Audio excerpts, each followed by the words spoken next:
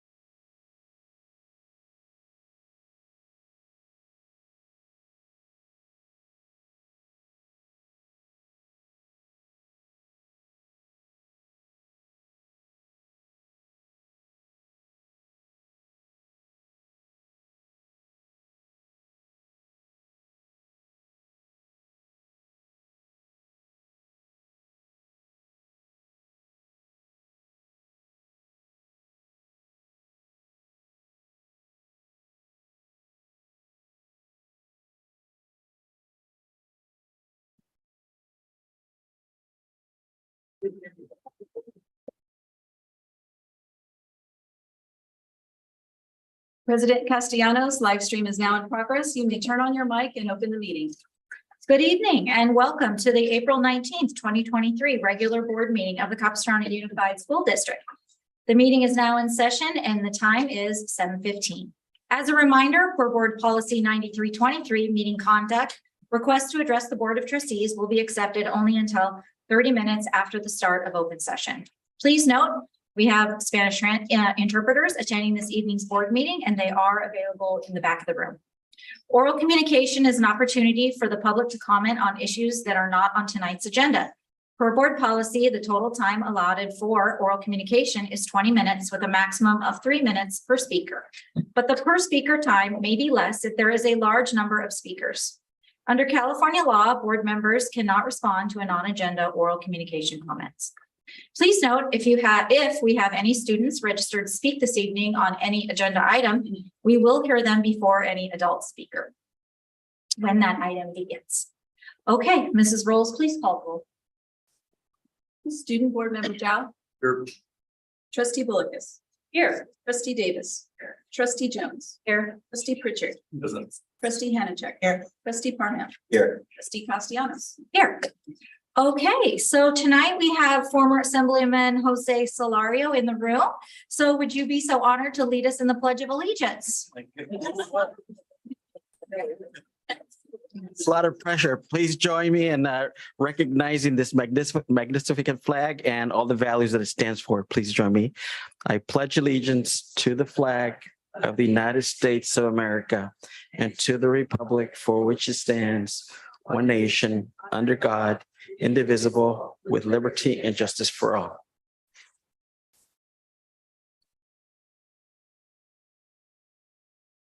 Thank you. Okay, moving on, may I have a motion to adopt the agenda? Moved. Trustee Jones? Yes, I would like to make an amendment. Number one, I would like to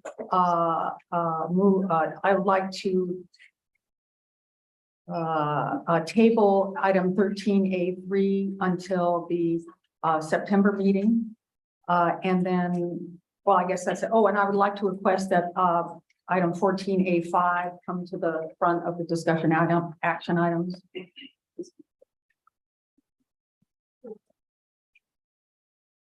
Okay.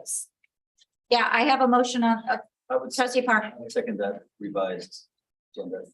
Okay, so we're voting on, I'm just going to reiterate, okay? The motion is by Trustee Jones to table 14A3. Sorry. Say, Well, to approve the agenda with yes, with tabling. 13A3 and moving 14A5 to the front of the discussion action items. 14A5. Independent. Sorry, I'm very sorry. Okay, go ahead, Ms. Jones. I wrote down the wrong thing that I wanted to do. That's okay. Do not table it. Okay. Um,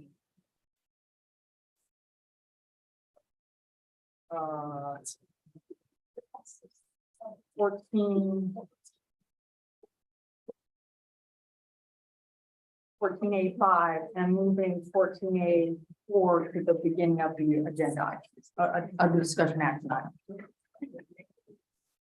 Okay, tabling 14A5 and moving 14A3. 14A4. Sorry, to the front of the agenda. Correct? Did I get that correct? Yes. Okay. I apologize for my. Okay, and Trustee Parham? And I do second that. Okay. All right, so all those in favor?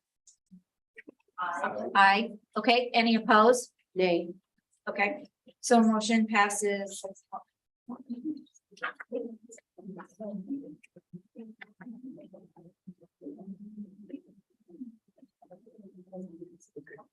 Get that? You good? Okay. Mrs. Hayes, can you read the report out from closed session?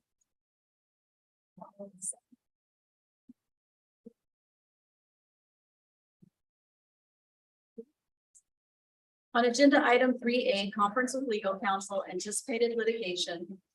Items A2 through A5, trustees voted 7-0 to approve staff recommendation on the following cases. ADR case number 20220524M, 20230221, 20230306, 20230317.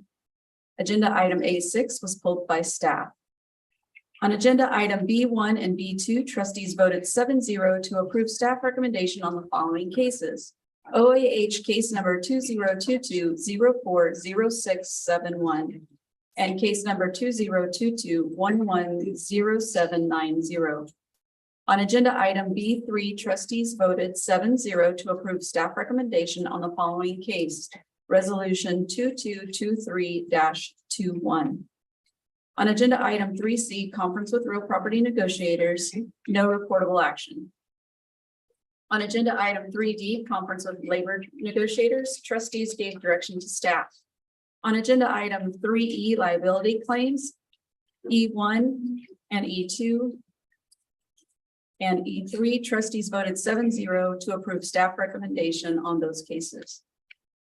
Case number 2210337, case number 2210409, and case number 2310469. On agenda item 3F, public employee employment appointment, trustees voted 7-0 to appoint Udith Murphine, principal assigned to Ferguson Elementary for the 2023-2024 school year. Trustees voted 7-0 to appoint Michael Kim, principal assigned to Newhart Middle School for the 2023-2024 school year. And trustees voted 7-0 to appoint Holly Weissman, principal assigned to Las Flores K-8 for the 2023-2024 school year. On agenda item 3G, public employment and evaluation of performance, trustees gave direction to staff. On agenda item 3H, public employee discipline, dismissal, release. On trustees voted 7-0 to approve staff recommendation on the following cases. Resolution number 222316 and resolution 222317. This concludes my report. Thank you, Ms. Hayes. At this time, I'd like to recognize Jimmy Knodel, Coordinator Communications, Public Engagement and Marketing, to present tonight's musical performance, Associated Student Union, and the district's community partner spotlight. Thank you.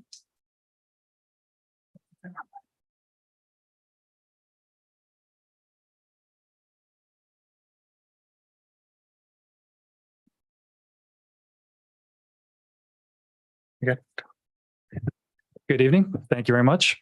To begin our special recognition tonight, we welcome the South Orange County School of Arts Vocal Ensemble from Dana Hills High School under the direction of Ray Medina.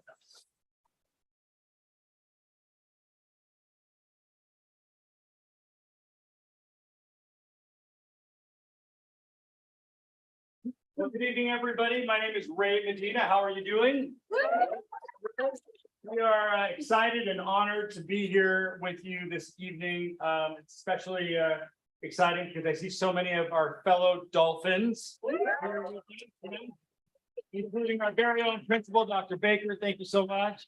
Also, our activities director, Ms. Sandy Mesa, and even like the OG pod father. Yeah, we're super excited. We actually less than 48 hours ago, we were just getting off a plane coming home from New York City. We took 44 students to New York City. They had the opportunity to perform in Carnegie Hall, as well as St. John the Divine Cathedral, Aaron Copeland School of Music at Queens College. And I think we're almost recovered, or no. Couple more days of sleep, maybe we'll be there. But we thought we would share with you just a couple of the selections that we sang in New York City. Thank you so much for having us.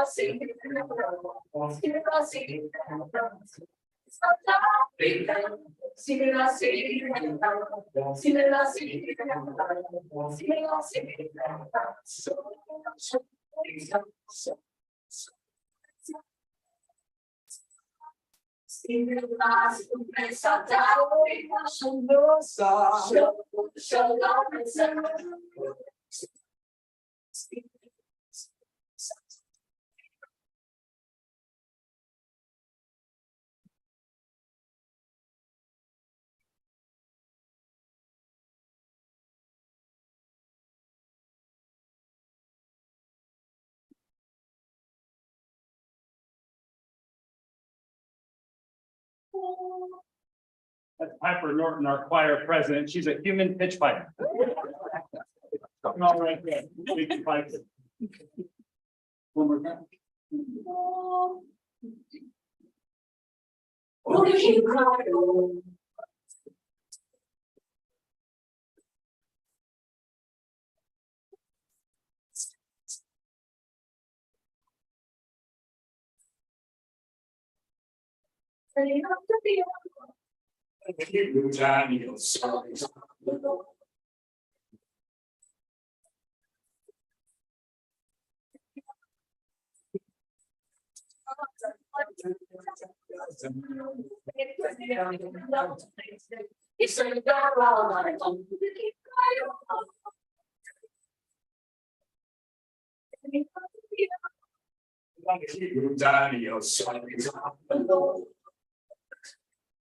Now the king in his sleep was troubled.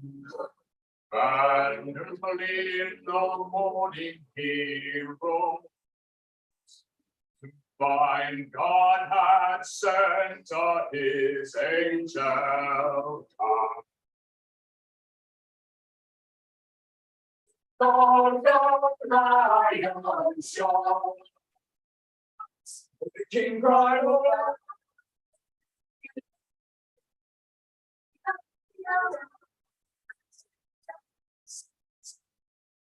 king cried, oh,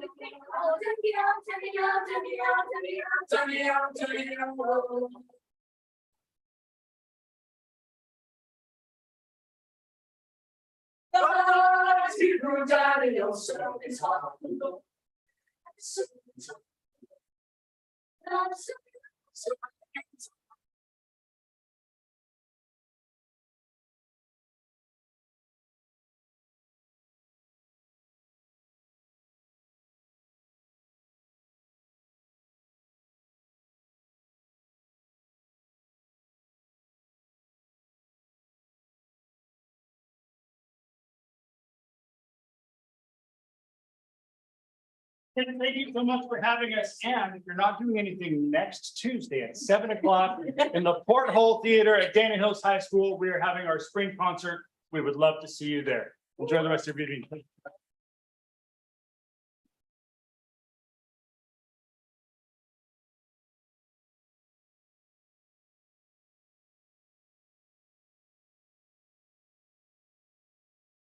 And keeping with our dolphin theme, Tonight's ASB presentation is from the Dana Hills Associated Student Union. Please welcome ASU President Kate Bridgman.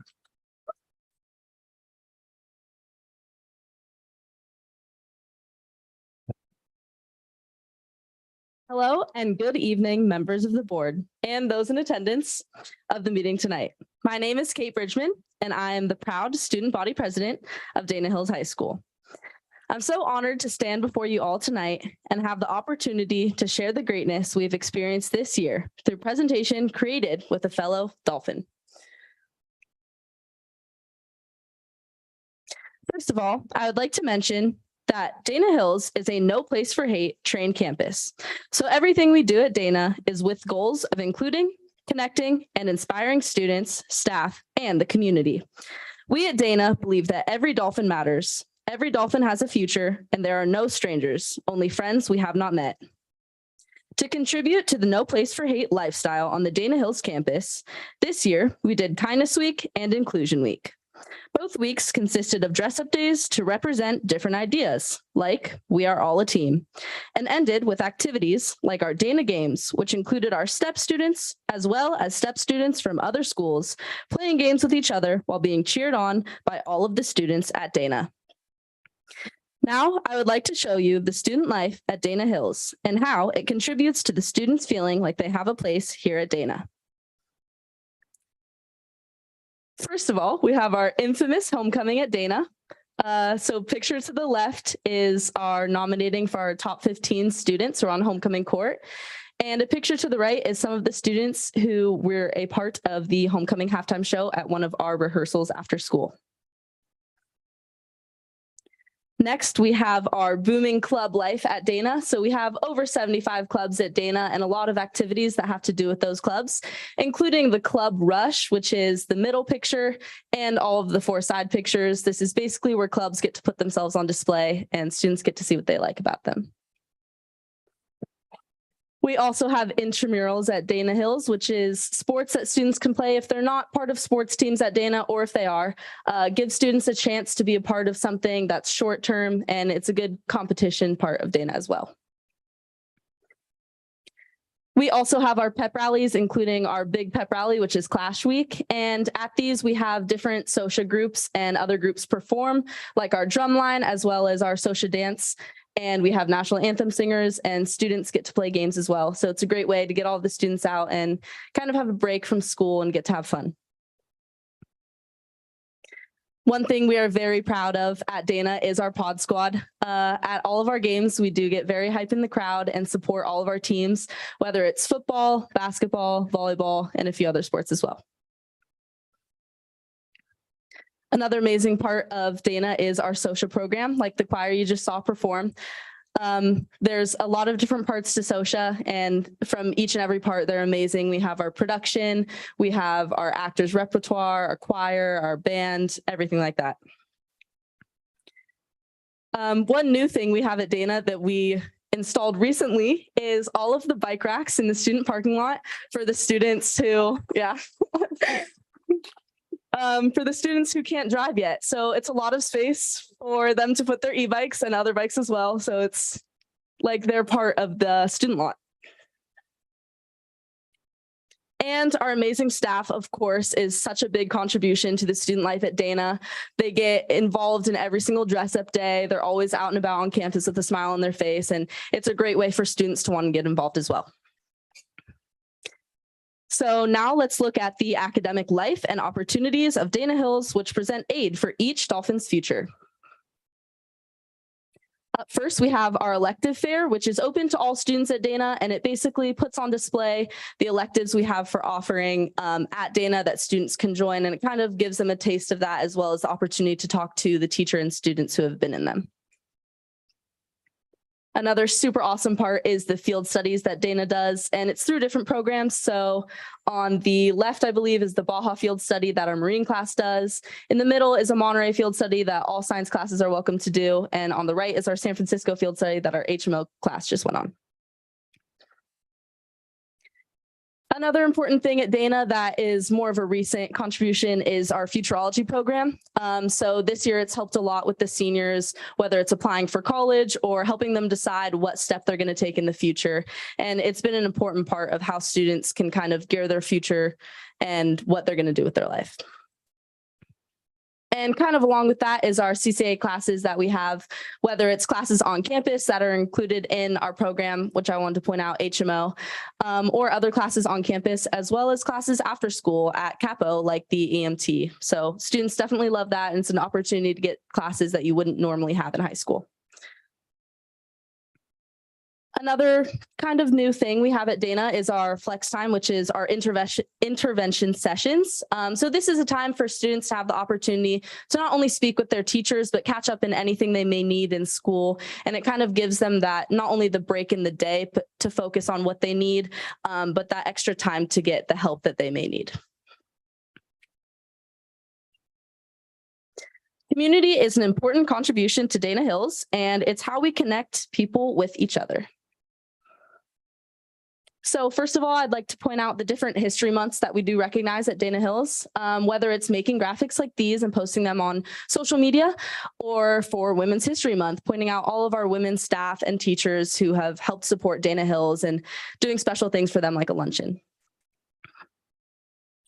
We also have our Dana Hills Light Parade, which we kickstarted during COVID years. And since then, it's been a pretty popular thing with our community. So it's not just students and parents from Dana Hills, but other people from Dana Point that get to come and drive through this light show and kind of just see all the clubs setting up their booths and stuff like that.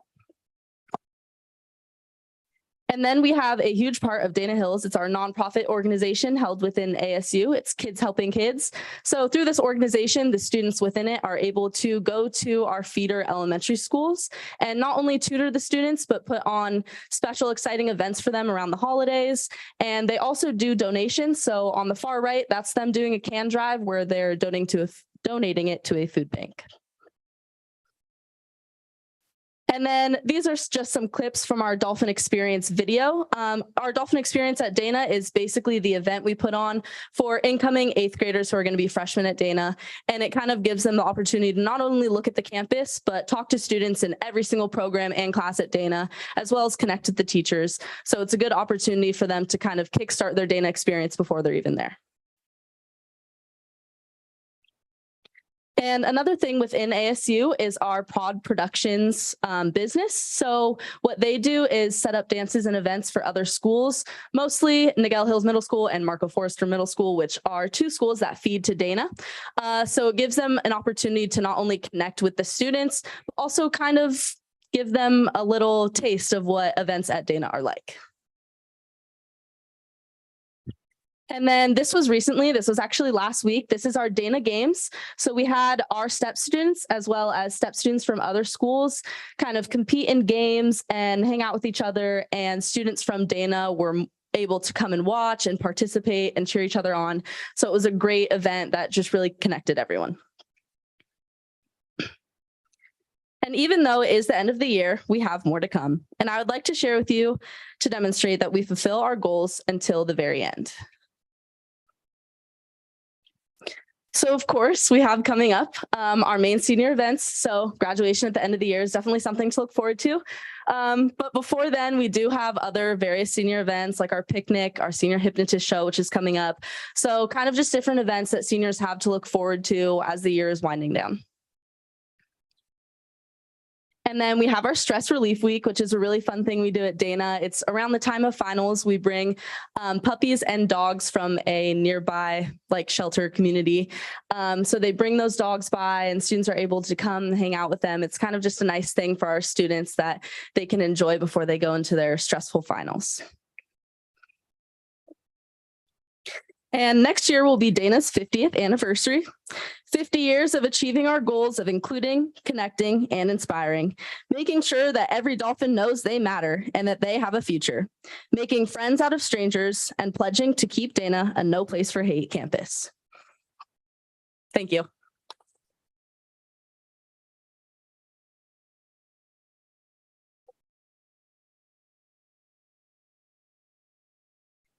Thank you, Kate.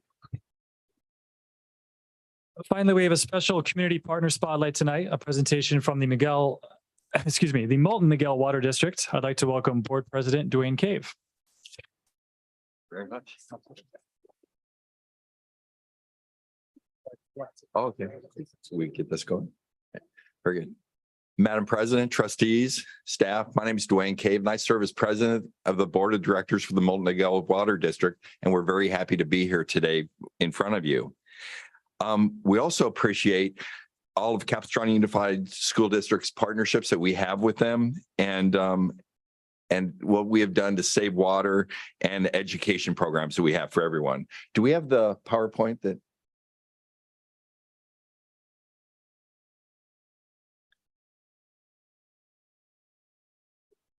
The good thing while we're waiting, I'm not going to do any singing.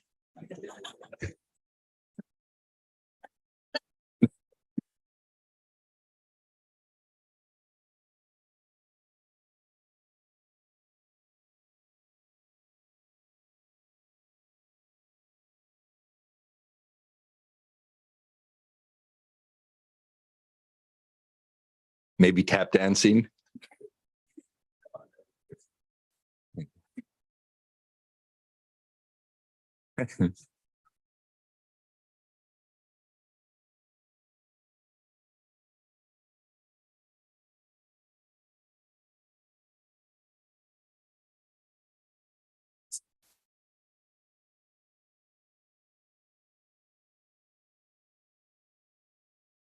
Hopefully, as they're bringing that up, one thing we have is Molten Miguel Water District. We provide drinking water, recycle water, wastewater treatment within our customers. We serve 170,000 customers in 6 cities in South Orange County.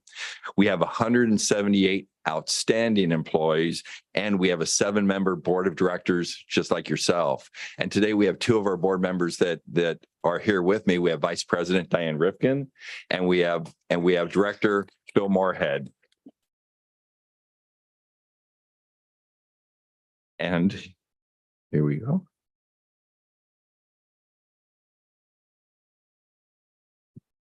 There we go. So our district is extremely progressive. We're forward thinking. And with that, we're recognized locally, statewide, and nationally for innovation, environmental stewardship, customer service, and workforce culture. We've won the best workplace in Orange County 7 years running, and we've won once nationally too. So we're very proud of our organization. We have the lowest average bill in South Orange County. Our customers love that. And we have budget-based rate structure.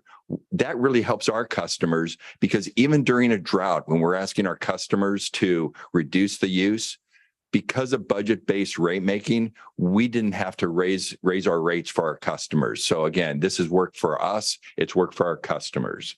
And at Molten Miguel, we have 100% imported water. That means we don't have an aquifer. So we depend on the state projects from Sacramento or from Colorado River to receive our water. And so it's a precious commodity and we really take good care. Our recycled water accounts for 25% of our water use in Orange County, in our district. Next slide. Okay, the school retrofit program provides 100% funding for high efficient toilets, urinals, faucets, aerators, and shower heads. The program funding also pays for the professional installation and education signage for each school. Aliso Viejo Middle School was the first out of Capistrano Unified School District to be retrofitted, and we did that in 2020. A total of 7 CUSD schools have received a retrofit so far, and Molten Miguel has invested $483,433 in retrofits as of this date. So the results, what we've seen, 30% average water post retrofit. So the district is saving a lot of money. And Molten Miguel has assessed the remaining 11 schools that are within the Molten Miguel Water District service territory. So at this time, I would like to turn the program over to Lindsay Stuvik. She is our Sustainable Resource Officer, and she's going to provide some additional details about what type of programs we've had. Thank you very much for having me here. Yeah. I'm a little shorter. Good evening, trustees. So yes, we've retrofitted 7 schools to date so far. We've had an excellent working relationship with your O&M staff. I really want to thank Steve Madison. He's been very helpful in getting this, and thank you as well for helping us push this forward. Again, we already went to the remaining 11 schools, and so we've got an inventory for those ready, and maybe you'll see that on your agenda soon too. But what I really wanted to draw your attention to is the success of the program. So as Director Cade mentioned, we have saved on average about 30% of water post-installation. And that translates directly to the bills for the school district. So just a direct translation. So what we expect lifetime is about 137 million gallons of savings just from those 7 schools alone. And if you look at that just in today's dollars, thank you. You guys are so supportive. I like it here. You sing, you do all sorts of but that's going to translate it just in today's dollars to over $500,000 in savings on water. So we're very excited to have partnered with you, and we're looking forward to future collaborations. And I actually have prepared a little bit more just so I can tell you more about some of the educational and other water saving partnerships that the school district and your schools can take advantage of, as well as some of the educators. So we offer a watershed education field trip program, and we offer this to middle schools and high schools, and we've worked with COSD school teachers for quite some time on this. It's a very popular program. We partner with Orange County Coastkeeper, and we provide students with about a 1-hour presentation, and we really try to drive home the connection to things that they may not draw connections to. So like when you save water outside, when you address leaks, when you address overspray, that's going to stop water from entering the storm drain. That's going to stop water from picking up pollutants and heading to the beaches. And those are areas where we recreate. And so we really try to draw those connections, and then to really ground that part of that field trip, we'll take students to a local creek where they get to do a water quality test. And then we have them do an assessment, like, what did you find? What did you expect to find? And there's a lot of really cool, like, learning opportunities as a part of this. Plus it gets the kids outside and they really love it. But during the pandemic, we also transitioned some of that educational material to virtual. So this is offered in person or virtual or both. We can do a hybrid offering, but it's completely free to the school. And then we also offer free busing if it's an issue, like if there's a distance for the kids to get to the creeks. And I'm happy to share more information with you if you have questions about that program. We also offer Project WET. This is a long-running program. WET is water education for teachers. And this is really a Teach the Teachers program. It's operated by the Water Education Foundation. And so we work with the teachers or any type of educator, really. We've even worked with after-school professionals. And we provide them with just ready-to-go water education curriculum. And the Water Education Foundation has taken this curriculum, which is anything from social studies to science, and it's from kindergarten to high school. And they've done a lot of mapping to the NGSS standards, to Common Core standards. So that way it's relevant for teachers. And we love to hear teachers' feedback on this, because at the time, they're actually doing a Project WET update. So this is the perfect time to get teachers involved. So that way we can really hear what they have to say about the program and how to improve it. But again, this is also offered in person and virtually, and it's free. Other educational opportunities are that Bolton Nagel we've really worked hard on creating an online education center. So right now, water is just top of mind. We just went through one of the worst droughts on record. We just had probably the rainiest season on record. It's that wet, dry, whiplash. And so we've created a lot of materials because we know that water is top of mind, and you can find that on our online education center. We also do a lot of K through 12 programming through MODOC. That's our regional water wholesaler.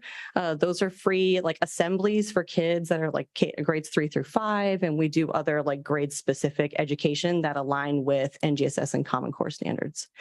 Every year we do a water awareness poster contest, because we want to make sure we include some of the arts in some of these things as well. And what you'll see on that slide are a couple of the winners from, I believe, last year.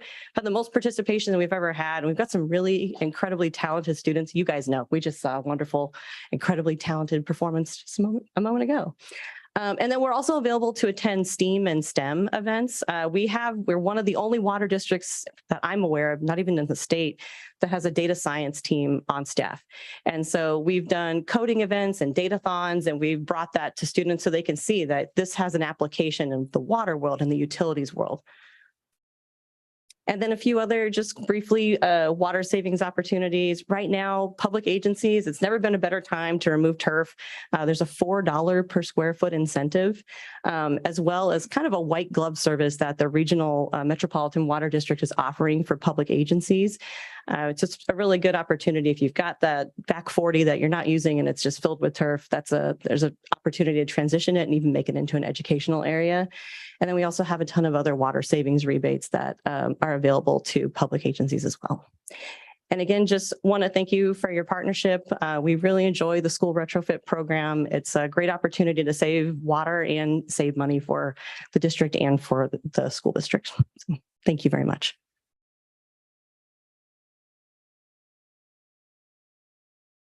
Thank you. Thank you so much.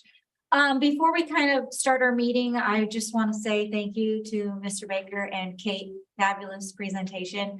I know you all have to go home and study, or you have school tomorrow, so please feel free to leave the meeting, so you don't have to stay here anymore. We won't keep you hostage in the boardroom. Thank you. But thank you, Dana Hills. Go Dogs.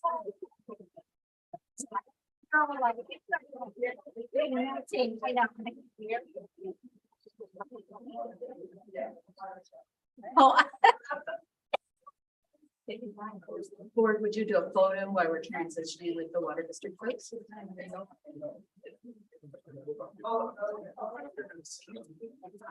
Let me know where. Right, stand right in the middle there. We'll get them. We do kind of a dual. Now, yeah. Okay,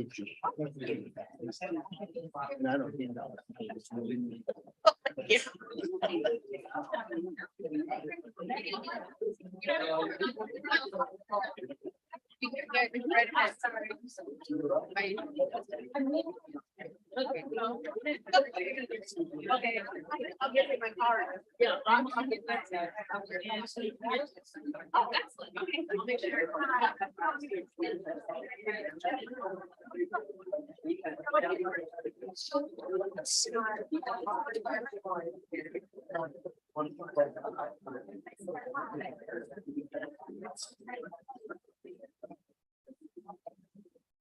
Yeah.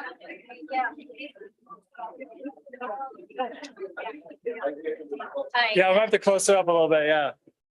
A little bit. Yeah. Thanks.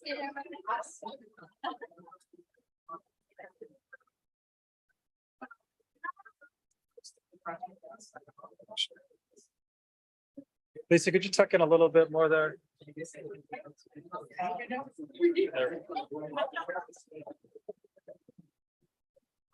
All right, 1, 2, 3. Perfect. Come on. Oh, One more. Sorry.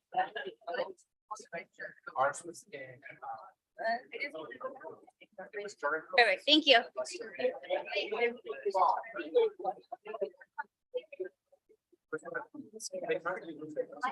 We were speaking of our issues.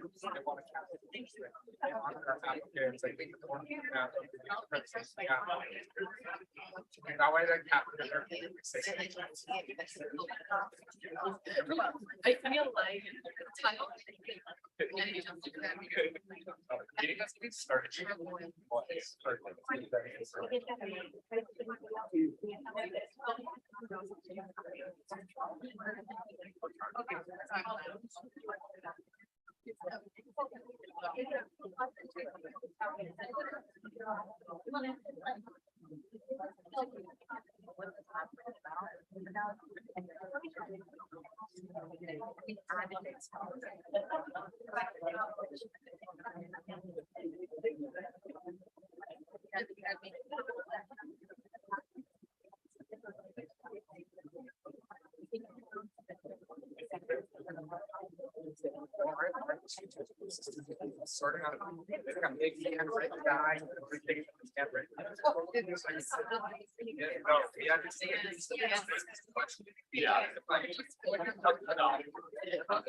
It is here, and so I get my authority is that on assignment. Like I started off. Like I'm.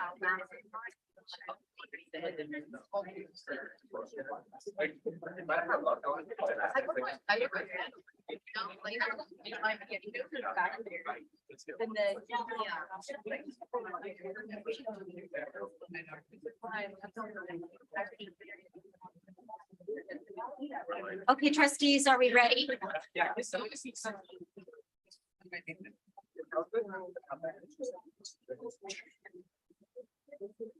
Thank you. Okay, we're moving on to board comments. Any trustees have comments tonight? Trustee Jones. Yes, thank you. So my master's degree is in information management, and my last paying job was a software product manager. I am not a professional survey designer, but I have done survey design. I've done some for Dr. Merwin, and I'm familiar with the principles of survey design. Schools are supposed to use the CHICS results to guide LCAP efforts, which is school improvement. And we do require principals to use the CHICS results when they develop school goals and plans. However, we have never asked principals what CHICS data they actually use, or whether they would prefer to have different data. And then on the subject of data, one thing that's drilled into the heads of information management students is that data and information are two different things. Information is what's produced when data is analyzed in a context. For example, we can say that there are 100 people in this room, but what does that mean that the room is crowded? Does it mean that people here are laughing or they're angry? 100 people doesn't mean anything. It doesn't have any meaning. It's not information. It's just data.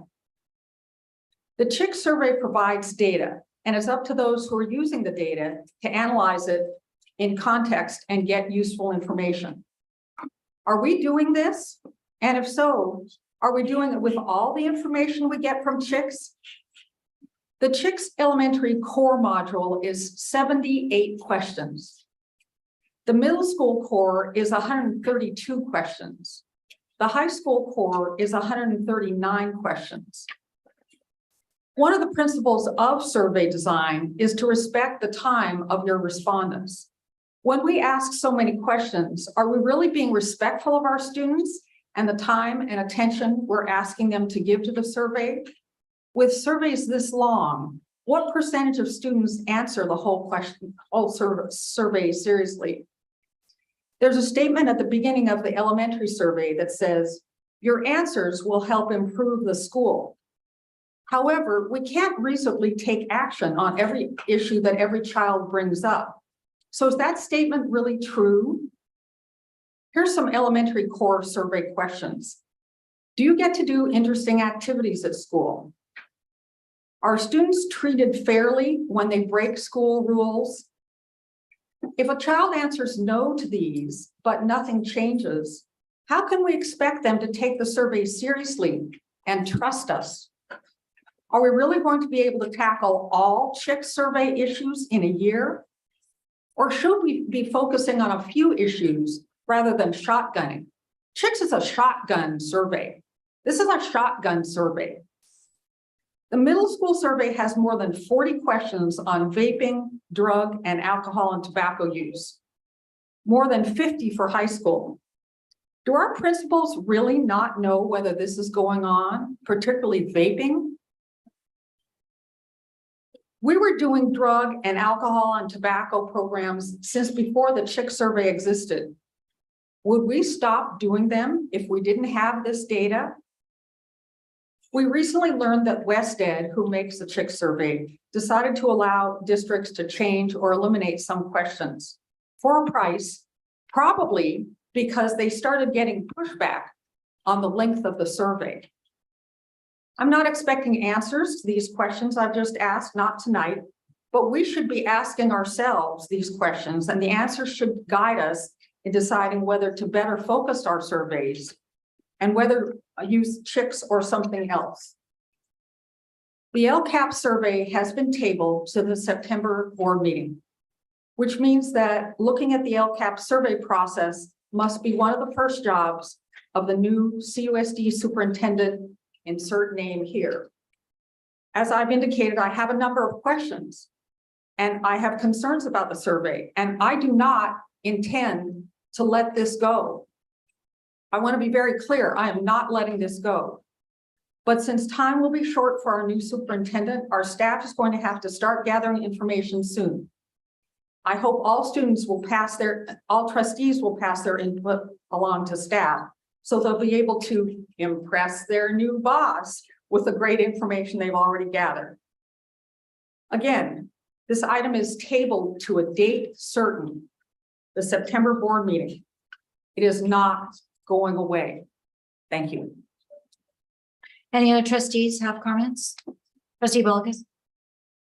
Well, first, I'm sorry our dolphin community left, because I'm going to keep on the dolphin theme, because if I didn't say to you that your CUSD robot dolphins from outer space, Team 5199, is right now in Houston, Texas, competing with 19 different countries.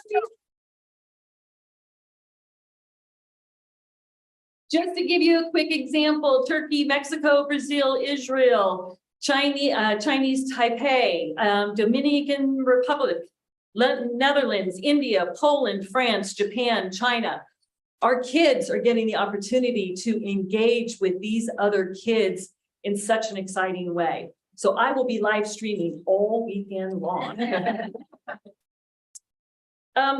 So I'm going to take off of what Trustee Jones said and add a couple of points. I'm going to give you two questions. This one I wrote on it, elementary school, as, no, excuse me, this is a middle school question and high school question. Stupid. Number 90. Does your school ban tobacco use and vaping on school property and at school-sponsored events? Really? Come on, what school authorizes vaping and tobacco? That's a waste of a question, okay? Another one, redundancies. Here's an elementary school question, number 35. This is to grade 5. Do students know what the rules are? Now, if the question was, do you know what the rules are? Someone could answer honestly. How are you going to answer for the entire student body whether they know what the rules are? This is what we're talking about. It is just filled with questions that don't really give us any kind of information to move forward with. So I am on board with us reevaluating and making this count to make changes and differences. When I have a middle school who doesn't have the information off of chicks, so they create their own survey so that they can start having better connectivity on their campus.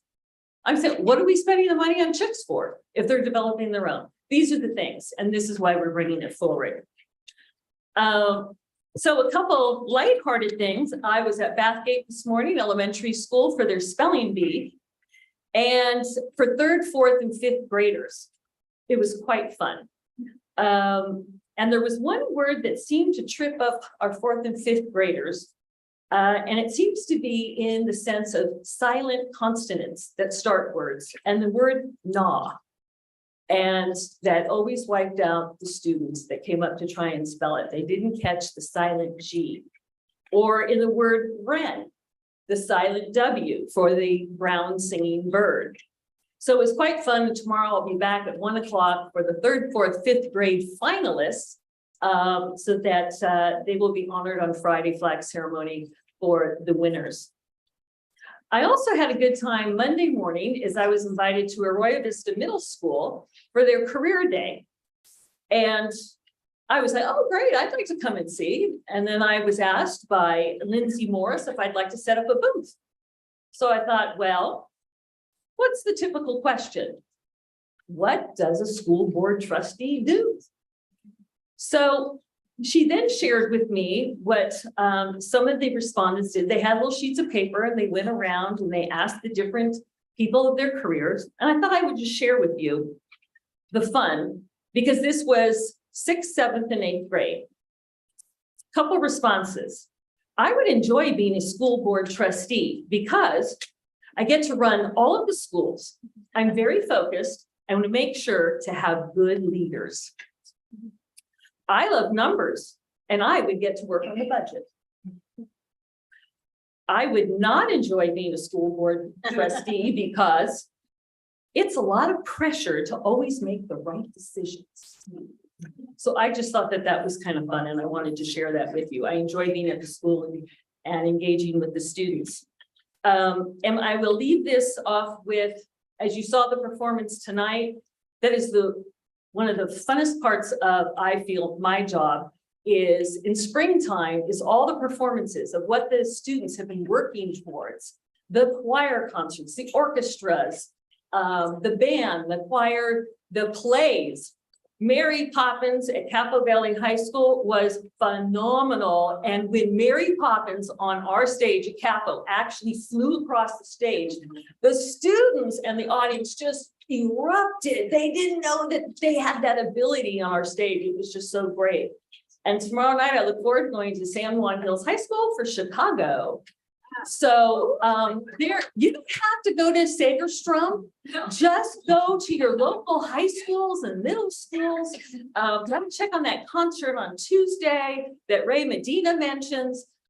So really take advantage of going to the local high schools as you saw tonight, and tickets to Fiddler Roof. I have those too.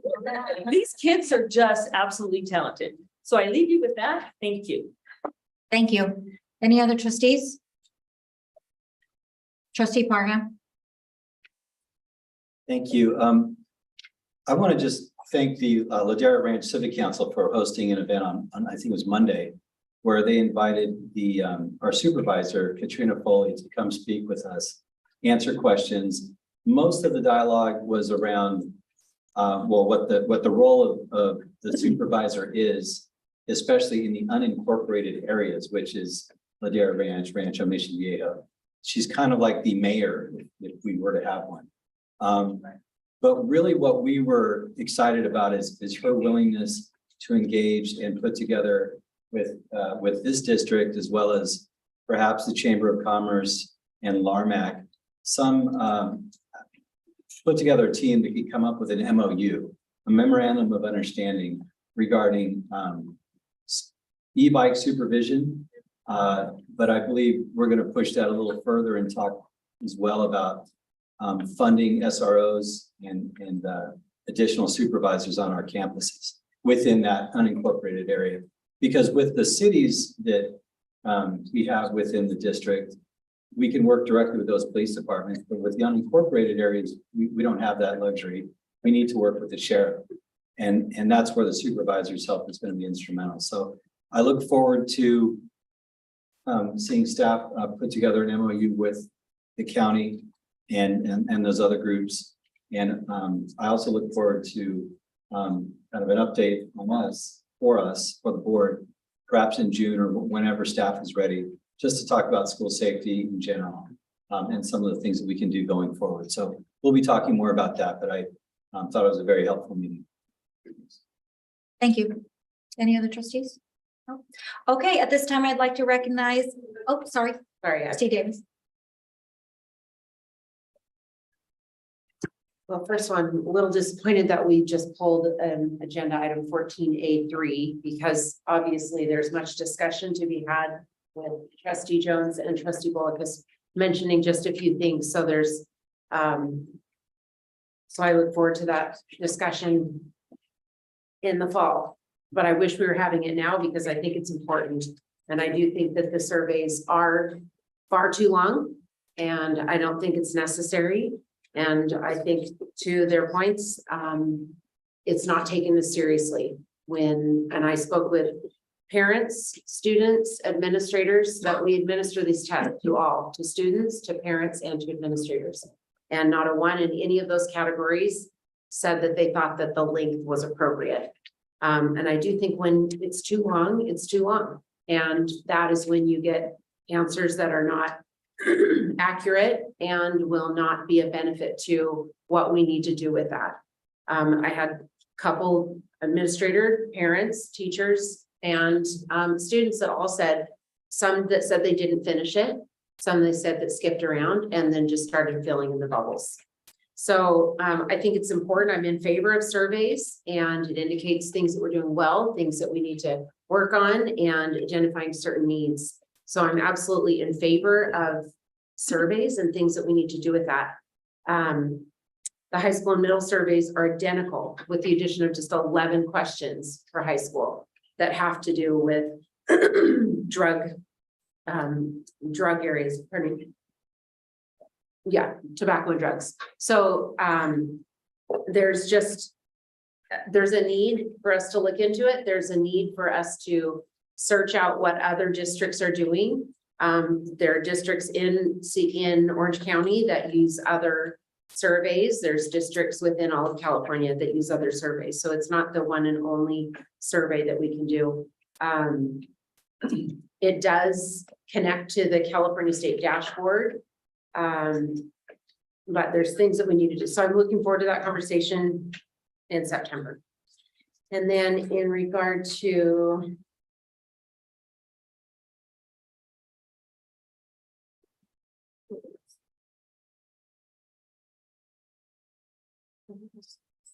just 1 second, I have another paper.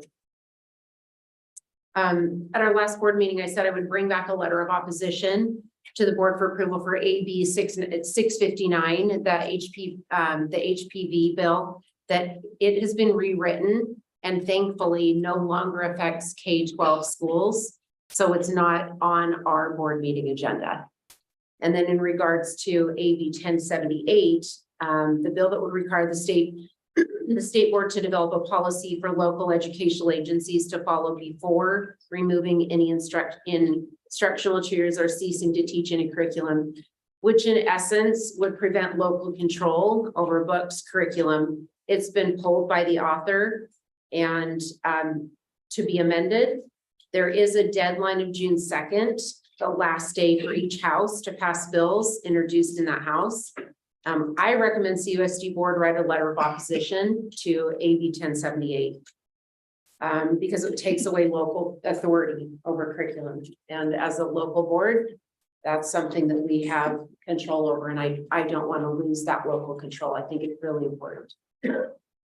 So I also love this time of year and all the fun things that are happening everywhere. It's great to be on campuses and see what's happening and look forward to Fiddler and Phantom and Chicago. That's on my calendar for Thursday, Friday, Saturday as well. Thank you. Thank you. Any other trustees? We're good? Okay, at this time, I'd like to recognize Alex Joe to present his comments. Do you have any comments? Sure. Oh, great. All right, good evening. So as we come closer to finishing the year, I really want to take a moment to celebrate the multitude of opportunities that we as students have had across the district. So students have had the opportunity to join strong CIF championship contention teams, while others have found opportunities to demonstrate their creative talents through film, theater, and other creative programs. And that's really what I want to emphasize today is the word opportunities and plethora of opportunities that we have available to us, yet sometimes is underutilized, maybe because it's not talked about enough. Even right now, as mentioned previously by Trustee Bullock, the district robotics team is in Houston competing for world championship titles. And the team is actually formed from the robotics classes that the district offers through CCA. And I will reiterate my point about CCA from previous meetings that they truly offer some incredible classes. And while your schedules are still sort of flexible for students, you should really look into classes that align with your interests, as often these classes are even honors weighted and provide real technical and career skills. But it's not just academic opportunities. And even this very position that I'm serving on right now is an opportunity that's opened up for current juniors. It's really exciting to hear students interested in taking up the position, wanting to learn how to speak up or how to represent from a nuanced perspective. But most of all, I really wanted to emphasize to you as students I know there's probably like 2 people listening online, but have the opportunity to be heard across the district. So it's really exciting to me when students reach out with their initiatives and ask for direction for who amongst the district staff that can help them see their things implemented to facilitate their ideas.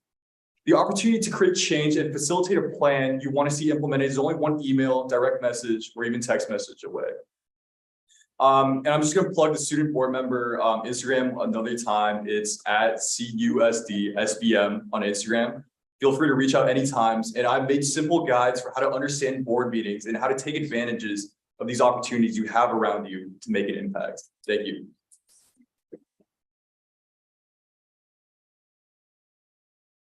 Thank you. We're now moving on to oral communications. The total time for oral communication shall be 20 minutes. Individual presentations are limited to a maximum of 3 minutes per individual, but could be less if there's a large number of speakers. Mrs. Hayes, how many speakers do we have for oral communications? There has been a request for the folks who registered for 14A5 to speak during oral communications. That was 3 in person and 3 in line. In addition to our 15 in-person speakers, that would bring us to 21 or 22 speakers. So I am recommending 1 minute per speaker. Okay. And also, I'm wondering if there's anyone here to speak on 13 or 14A that's been folded as we did, if they would like to speak under oral communication. That's what I just. That's what she just. My goodness, I'm so sorry. It's okay. Okay. So I included them in this group so that we could hear from everyone. Okay, and we're going to start with a student first. Fahim Kareem. Fahima, thank you so much. I apologize. Everyone, welcome Fahima to the stand. Set the timer for 1 minute and please go ahead. Good evening, President Castellanos and members of the Board of Education. My name is Fahima Kareem and I am a sophomore at Tesoro High School. Our district has provided students with every mental health resource, except informing students of California Senate Bill 14.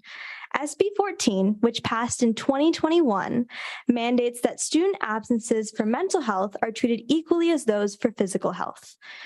Considering this law to be over 2 years old, I was only informed of it a week ago from my own research endeavors. Far too many times I've seen my classmates come to school struggling to keep their eyes open, on the verge of tears, and barely holding it together, simply because they are unaware of their options to take a day off. The only negatively impacts their educational experience and knowledge. So I urge you to inform all students of CUSD of this right to mental health days to improve their academics, mental well-being, and future. Thank you.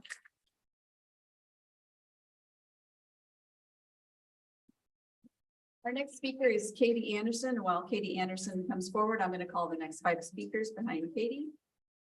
Christina Walsh, Ryan Smart, Thomas Connolly, Sarah Hosseini, Jessica Geyer. Go ahead, Katie. Good evening, Interim Superintendent and Board of Trustees. My name is Katie Anderson, and I'm the PTSA President at Dana Hills High School and a member of Dolphin Foundation. But tonight I'm here as a parent of Dana Hills.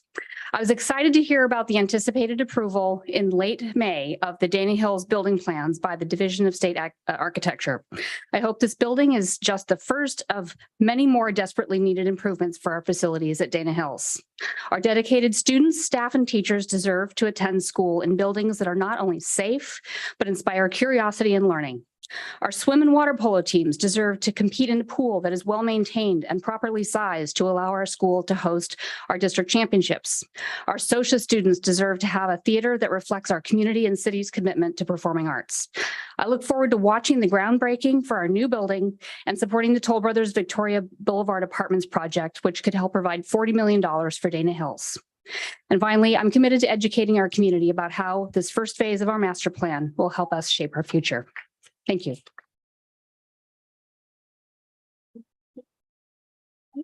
Applause till all the. Go Dolphins! Our next speaker is Christina Walsh. Hello, I'm also a Dana Hills parent involved in the PTA and also the football boosters. Dana Hills has been a great experience for my kids. We have great teachers, great coaches, programs, and administrators. What's not so great is our facilities. Our 50-year-old facilities need more than maintenance. We need all of your commitment to make the improvements, to make Dana a safe and an inspiring learning environment for our staff and our students. Thank you for moving the Stonehill building project forward. And I hope that we have your support for this moving forward, as well as additional much needed projects. Thank you. Our next speaker is Ryan Smart. Do I get the extra 15 seconds? Yeah. I'm gonna Yeah, reset right. the So clock. it was just a thank you, actually. I've never been to one of these before, which, holy crap, I thought it was gonna be the full people and I was a little bit scared out of my mind. And I didn't know it was like a mini UN. This is so great. And whoever talks to Dana Hills, that music thing was so great. It reminded me back of high school and how awesome these kids are. So basically what I wanted to talk about is as school safety, I kind of downloaded this program thing, which was awesome. So my job is to crush this. I also didn't know you guys couldn't talk to me. So yeah, I want you to hopefully reach out to me after this. But on pages 7 to 14, they talked about detection, delay, and response. And my big ask is so much can be done in 60 seconds. If we knew there was a shooter coming in and we had 60 extra seconds, what could you do? It's a big ask for all protection, but can we get 60 extra seconds of detection, 60 extra seconds of delay? We had 9/11, one incident changed how we walk through airports. We had COVID, one incident changed all of this. I think that we can do small things. Guns have hurt way more than all of that combined. If we can get 60 seconds, you totally can tell me to shut up. But I do want you to respond back to me because I'm here to help. I do want to help. And I know we can do it. Ryan. Thank you. Take your materials and I'll share them. Yes. And our next speaker is. I think she's Okay. got it for me. Yeah. I don't Wonderful. know Thank what you. I'm Our doing. next speaker is Thomas Connolly. Thomas, come on in. Good evening. My name is Tom Connolly. I'm the Vice President of CSEA Local Chapter 224. First of all, I want to commend Bob Presby for his Human Resources February board presentation, where he spoke about onboarding and offboarding processes for all CUSD employees. Under this category, Bob mentioned that CUSD would contact with Qualtrics to develop a data gathering process for all new hires and employees who leave the district. The data collected would drive human resource efforts to improve their onboarding process and improve employee retention rates. Part of the process would include check-ins during onboarding of new employees to see how things were going. The process also includes doing exit interviews. Having a third party can help uncover underlying issues that may be causing a specific position or specific department to have high turnover, or vice versa. It can uncover information on how some departments are able to have high retention. There are a few reasons why I believe this will be effective, but I'm out of time. Thank you for your time. Our next speaker is Sarah Hosini.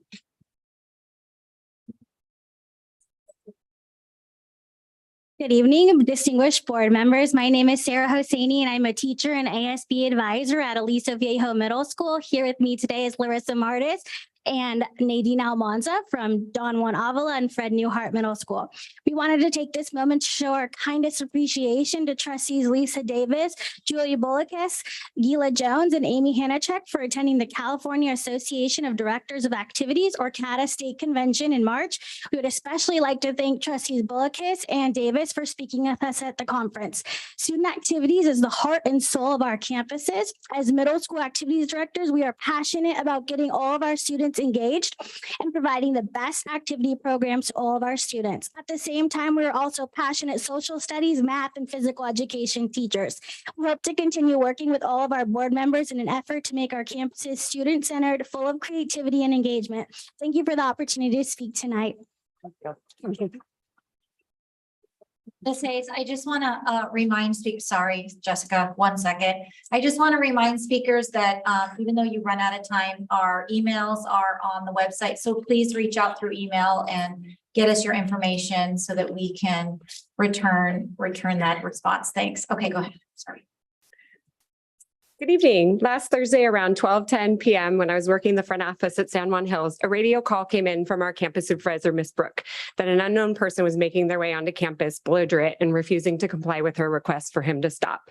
From the second the radio call came in, our campus supervisors, administrators, classified staff members working in the front office, guidance team worked calmly and professionally to ensure the safety of our children and staff members. Dr. Manikar and Mr. Brosmer, along with our campus supervisors, walked purposely into an unknown situation without hesitation. They all clearly communicated what was happening, the protocols of engaging the law enforcement that was on campus and calling 911 for backup, and they simultaneously locked down the campus when the man repeatedly refused to listen to their commands. The swift action of our SJHHS administration and campus supervisors that day prevented any students from coming into contact with this unknown person. Within 8 to 10 minutes, communications from the district office and our schools were sent out to parents. The communications were very helpful to concerned and frightened parents, and I'm very grateful to be at that school, of course. Up next is Rachel Sutherland. Following Rachel Sutherland, we have Linda, Martha McNicholas, Ryan Heath, and Priscilla. Rachel Sutherland? Linda on AB 659.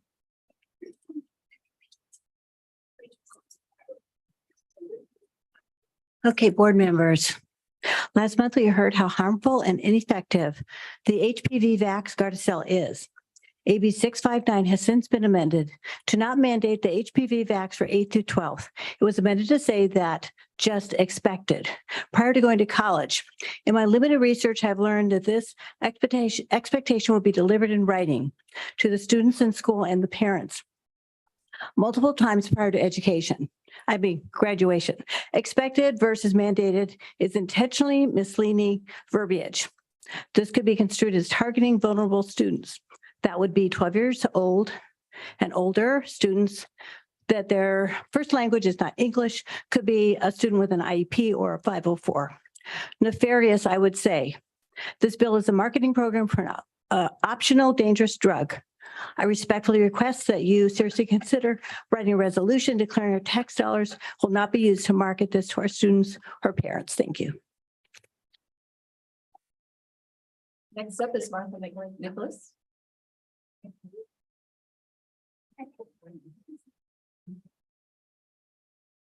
Good evening, trustees and superintendent, interim superintendent, deputy superintendent. I am so excited that we have the imminent approval of the two-story new building at Dana Hills. Any moment, it's going to be approved by Division of State Architecture. So I'm so happy that we will finally get to have something new on this 50-year-old campus. Save the date, October 14th will be the 50th birthday party. You'll hear more about that later. So thank you all for moving forward with this project and a new building at Dana, which already has approved dedicated funding.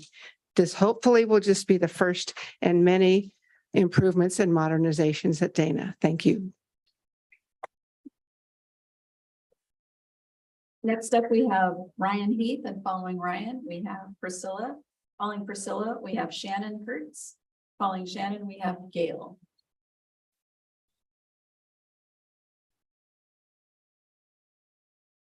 Hey, my name is Ryan Heath. I'm an attorney. I'm from Arizona. I'm not a California attorney, but I came out here today to let y'all know that you have been sued.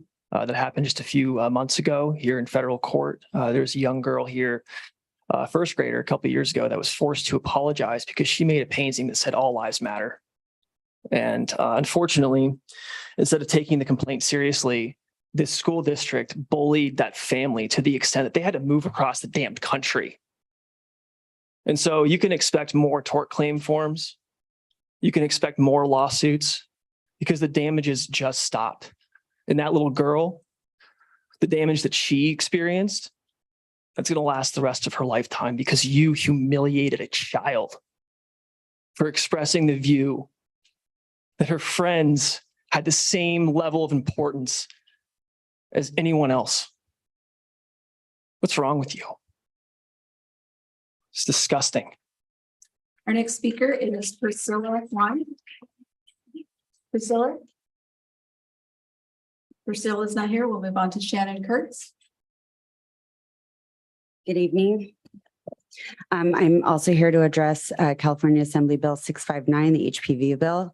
As originally written, it would have mandated the HPV shot for all public and private school children in order to enroll in 8th grade.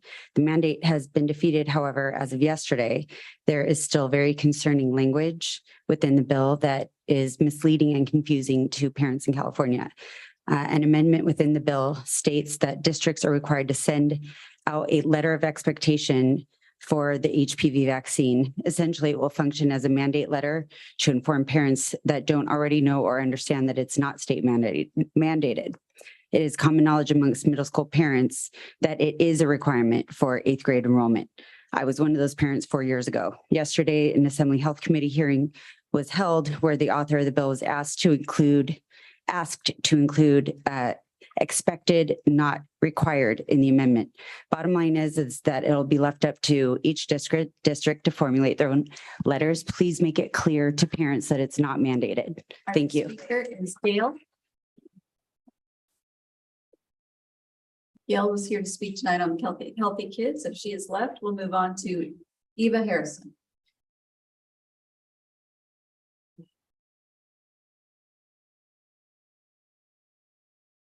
While Eva's coming up, next up we have Melissa Caldwell. Hi, Ava Harrison. I run the Instagram Informed Parents of Capo USD.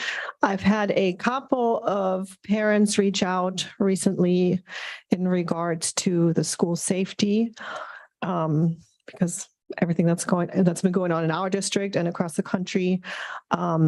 I'm going to butcher this name, Tijeras Creek Elementary School. I was told has no fence. I have some very concerned parents telling me that they're concerned people can just go on campus. San Clemente High School, I had a parent tell me at drop off they saw a homeless person inside the bushes inside the school. San Juan Hills, well, we know the stranger on campus with a lockdown. I'm glad to hear how fast they took care of everything, but 8 minutes is a long time. A lot could happen if that guy would have been armed.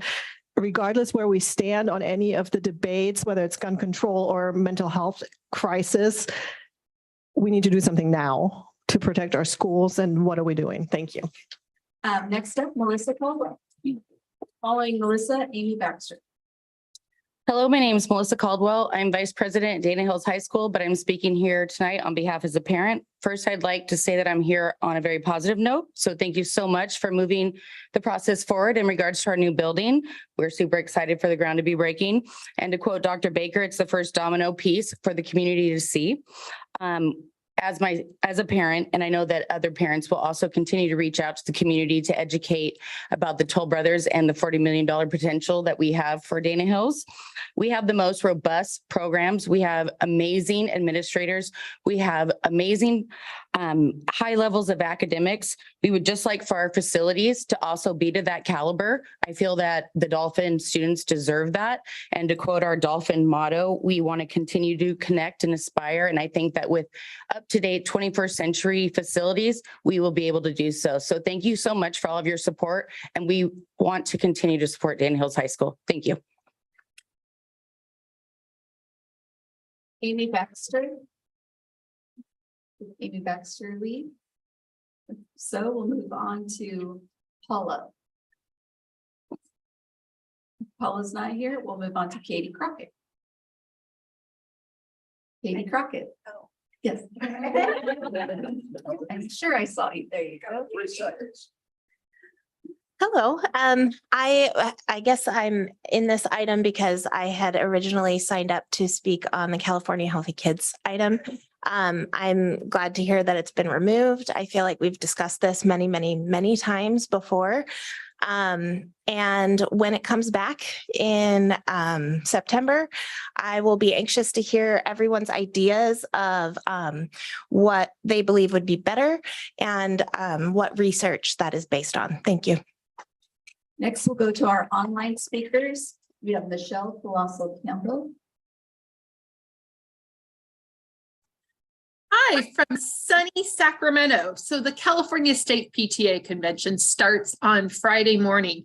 And some of the items that we are actually talking about is the importance of inclusive education for our special ed students across the state. And Capo really works hard, as we saw highlighted by Dana Hills this evening, on how we make sure our campuses are inclusive for all of our special ed students. I know there's always work to be done, but we have definitely made strides in the right direction as opposed to some other areas of our state. And so we're really excited to be doing the work of PTA as a state up here right now. So I look forward to seeing many of you in person when I'm back in South Orange County in a little over a week. Hope you have a wonderful evening. And I would like to call on Michelle Blossel Campbell if you would like to comment at this time on 14A5. My comment on 14A5 is data matters. And as Trustee Jones pointed out, information matters. But the only way you're able to analyze, to gain information, is if you have the data to start with. And quite often, sometimes questions seem repetitive, but that's so you can actually narrow down and see if it's really an issue or if it's something, as Trustee Davis said, they're just randomly marking the evidence. So if they're randomly marking, that will come out in the data that the information isn't valid. But if you don't, and you see consistency, then you know that actually is valid data and you're gaining useful information from it. And Chicks is actually the most fiscally responsible way we can meet the requirements of our LCAP for our dashboard. So please leave it alone.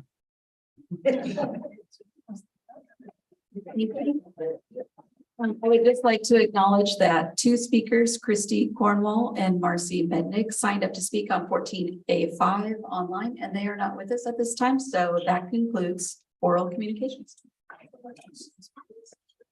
Okay. Oh, excuse me.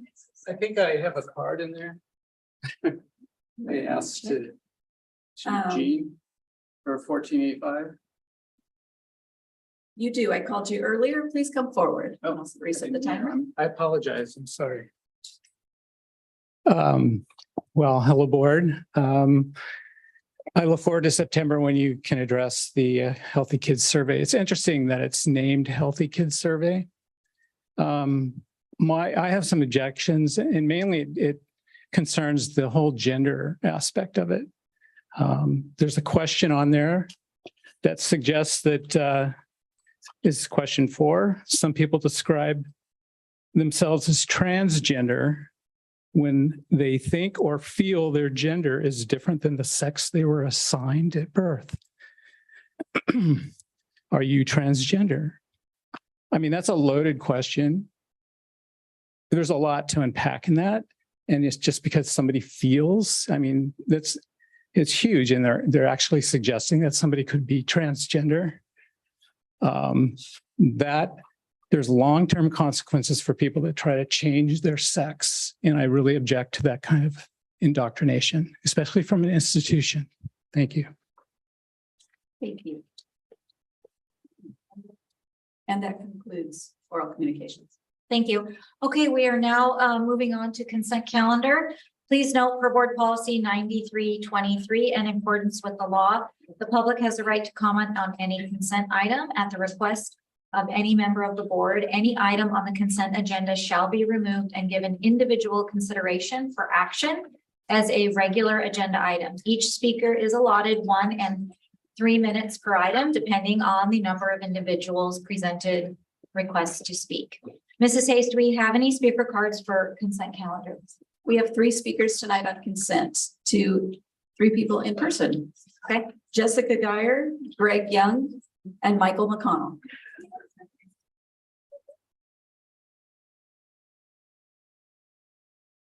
Okay, good evening. I'm speaking on item 13A1, and I'm here to do our monthly PTA plug, normally delivered by our amazing CUC PTSA President-elect Michelle Blossel Campbell, but she's in Sacramento, as you know. She's logged in. So hi, Michelle. I hope I do this justice. So here we go. In the past month, PTAs have donated $63,608.75 to our schools to cover costs such as field trips, transportation, school supplies, substitute salaries, kindergarten field trips, school assemblies, tables for a marine biology lab, walkie-talkies, outdoor science camp, third grade field trip, library media technician salary, iPads, a paper shredder, and a paraeducator salary. Our PTAs donate and fundraise a lot of money for our schools, but I want to remind everybody, as you all know, that we are not to be a fundraising body. We do it because we have to support our programs, but at our heart, we are an advocacy organization. So as we head into the end of our school year, our PTAs and our PTSAs are transitioning their boards, holding their last couple of meetings, hosting staff appreciation events, helping staff prepare for graduations and award ceremonies, all while, believe it or not, preparing for next school year. If you're not a member of your local PTA or PTSA, there's still time. Join today by going to totem.com, jointotem.com. And remember, you can be a member of more than one PTA at a time. Thank you. Up next is Greg Young. Hi. President Castellanos, Interim Superintendent Hampton, trustees, I wanted to take a moment tonight to thank you and thank those involved in the 2022-23 contract negotiation process for the certificated members of our district. Those are the teachers, the counselors, the nurses, speech pathologists, and psychologists. Our own CUA members have ratified this agreement in a vote of 1349 to 12. Which I think is just a little bit better than Dr. Presby's free throw average on his high school basketball team. But I'm not sure, just a little bit.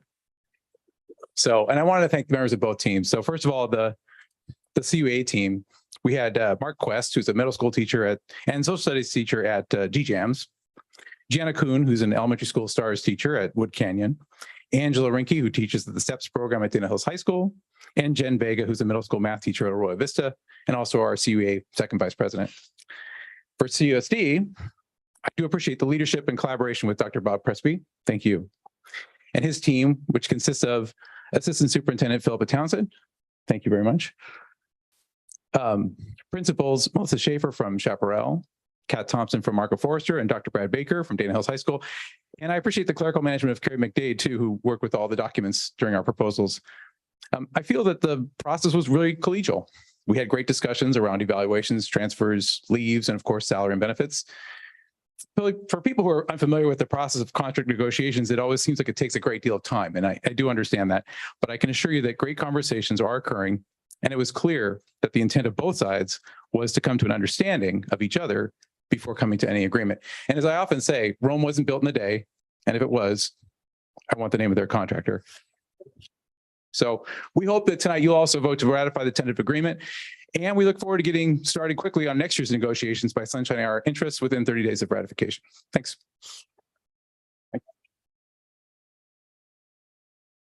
Our next speaker is Michael McConnell.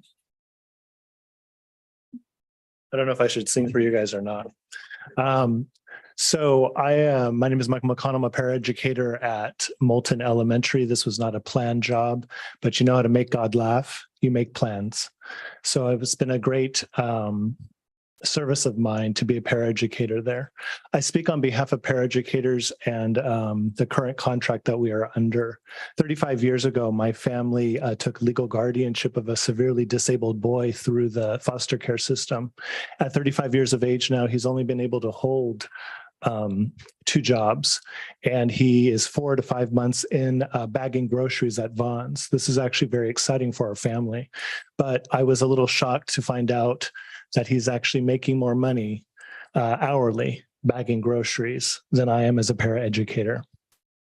So I am just simply here to speak on behalf of all paraeducators as we move forward, because I probably won't be in this job, but others will. And I speak to hopefully flexibility in future contracts in regards to days of the week, of course, regarding pay, of course, regarding benefits that are included. I've actually been shocked at the amount of responsibilities that paraeducators have. I can attest that on my second day there, I led the choir program that was meant to be canceled due to the music teacher having COVID. We have a wonderful mascot at Moulton Elementary. It's the hawk. And in Native cultures or indigenous cultures, they hold a spiritual or indigenous meaning to every animal. And for the hawk, it asks us to soar or to rise above. So we rise above. And so I speak to you tonight as I rise above, and it's to thank all of you for all that you've done so far. I speak to those that came before you, and I thank them. And I speak to those that will come after you, and I thank them for all that you do in contract negotiations, for both the adults and the children in the school district. And I would encourage you every time you see a hawk now to raise your vision, look at these hills in this valley, and make your decisions from that place. So again, since I have more time, I'm simply speaking on behalf of, in future negotiations, I hope there's some flexibility in regards to allowing paraeducators, if the salary is so low, to be able to have a second job by not necessarily being on campus 5 days a week. Thank you for your time.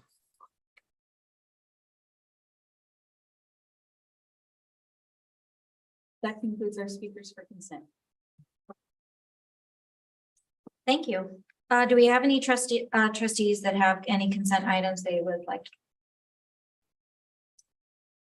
No? Okay. Okay, I have trustee Parham with a motion, a second. And trustee Bollicus with a second. Ms. Hayes, please call the roll. Trustee Bollicus. Aye. Trustee Davis. Aye. Trustee Jones. Aye. Trustee Pritchard. Aye. Trustee Hanachek. Aye. Trustee Parham. Aye. Trustee Castellanos. Aye. Student Board Member Zhao. Aye. Motion carries 7-0 by a roll call vote to approve the consent calendar. And we are, correct me if I'm wrong, but we're starting with 14A4, correct? Correct. Okay, 14A4. And I would like to go to trustee Jones to present the item. Yes, thank you. Let me find my notes really quick. I keep putting them away.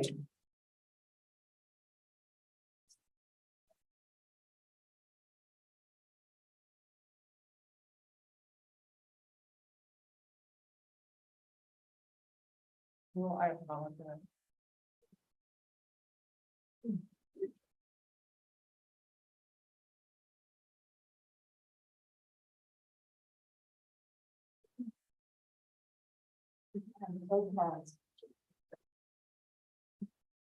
Here, okay.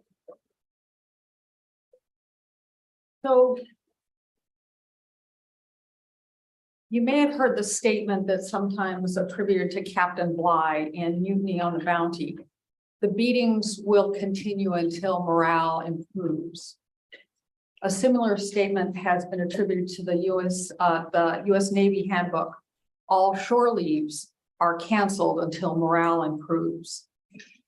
The idea of withholding participation in pleasurable activities from those who have poor attitudes represents an antiquated and flawed understanding of human motivation. People who are happy, people who are satisfied in their relationships, people who are involved in activities beyond their work and school lives are not generally people with low morale or poor attitudes. Of our students who have been expelled and students with long discipline records, what percentage are involved in school or community activities? I don't know for sure, but it's probably not many.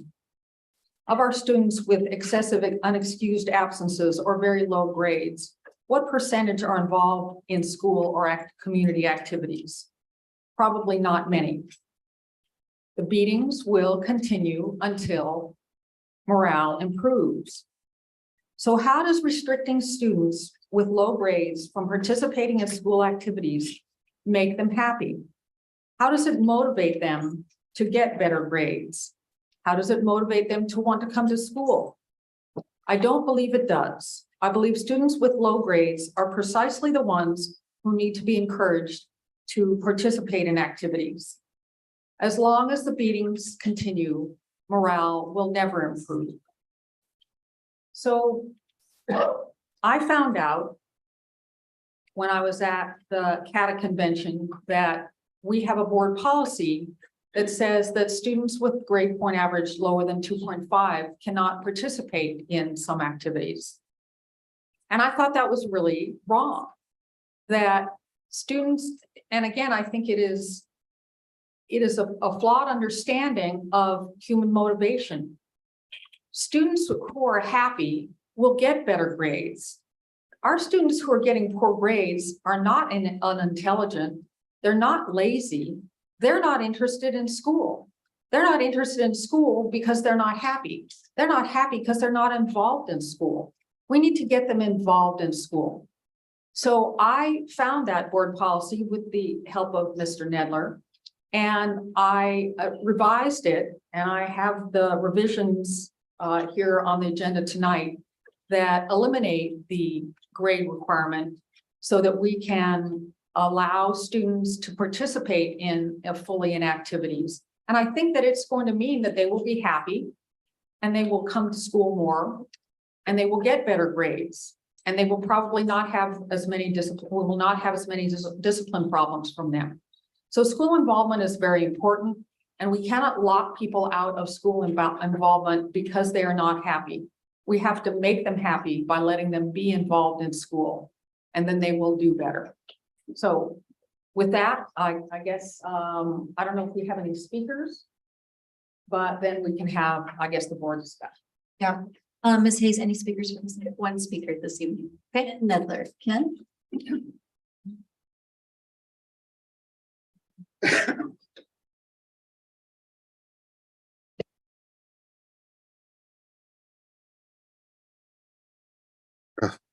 There we go.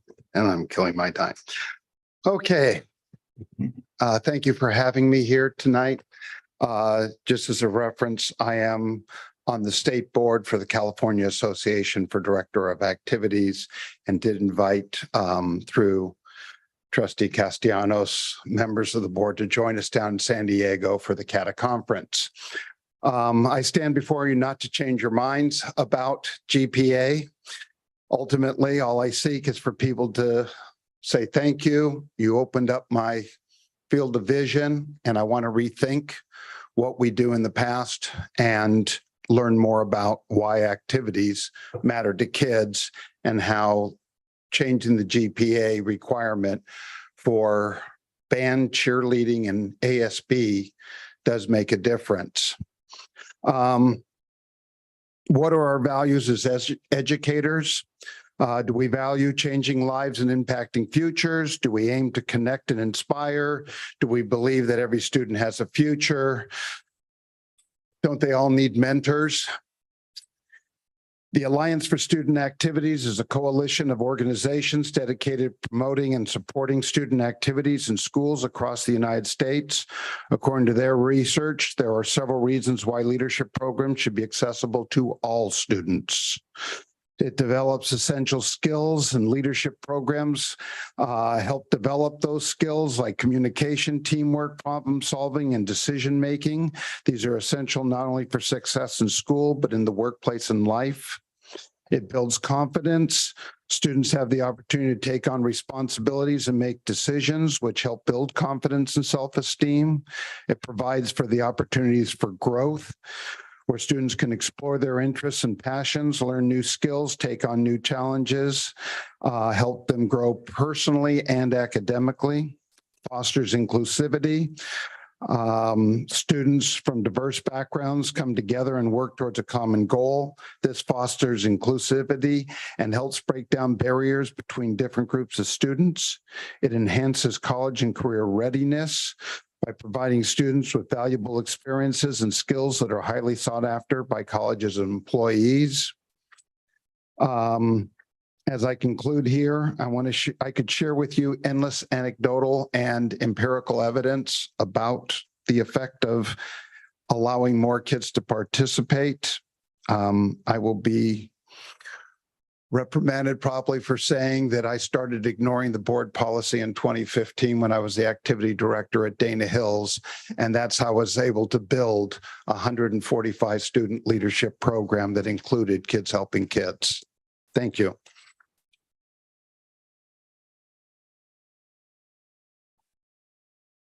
Okay, trustee discussion? When does the adult meeting start? Skip, okay. I have what are we supposed to do? I'm just gonna take, we're gonna take a recess and can we adjourn for a minute? Sure. Okay, I'd like to adjourn the meeting. Thank you.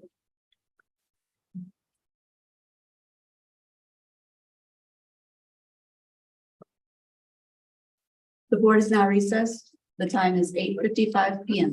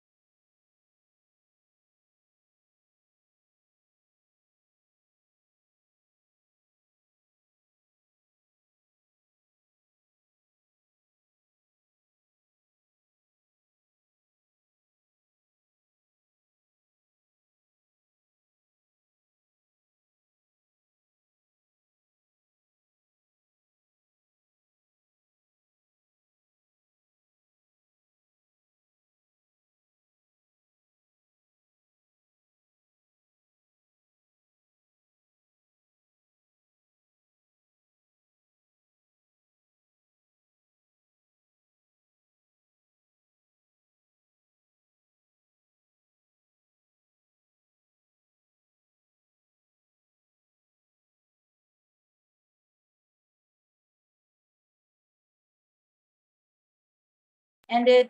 We are starting again with 14A4, extracurricular and co-curricular activities. Trustee Jones, do you have anything else? No, you're good. Okay, trustees, trustee Parham. I'll just be brief. You know, I always believe that the carrot is better and more powerful than the stick. In that kind of approach with kids. A quick analogy of two kids or three kids that I knew growing up. One was a great football player, couldn't have a 2.0 average, so he couldn't play football. And he just went downhill from there. And it ended up, you know, just defining his life, the things that he did, because he was no longer had a purpose or felt that he had a purpose at school. The other two kids were also below 2.0 averages. And if you've ever heard of the band Green Day, well, Green Day wouldn't exist if it weren't for Operation Ivy. Those two guys were founders of Operation Ivy. They only came to school because they wanted to be in the high school jazz band, which is how I knew them.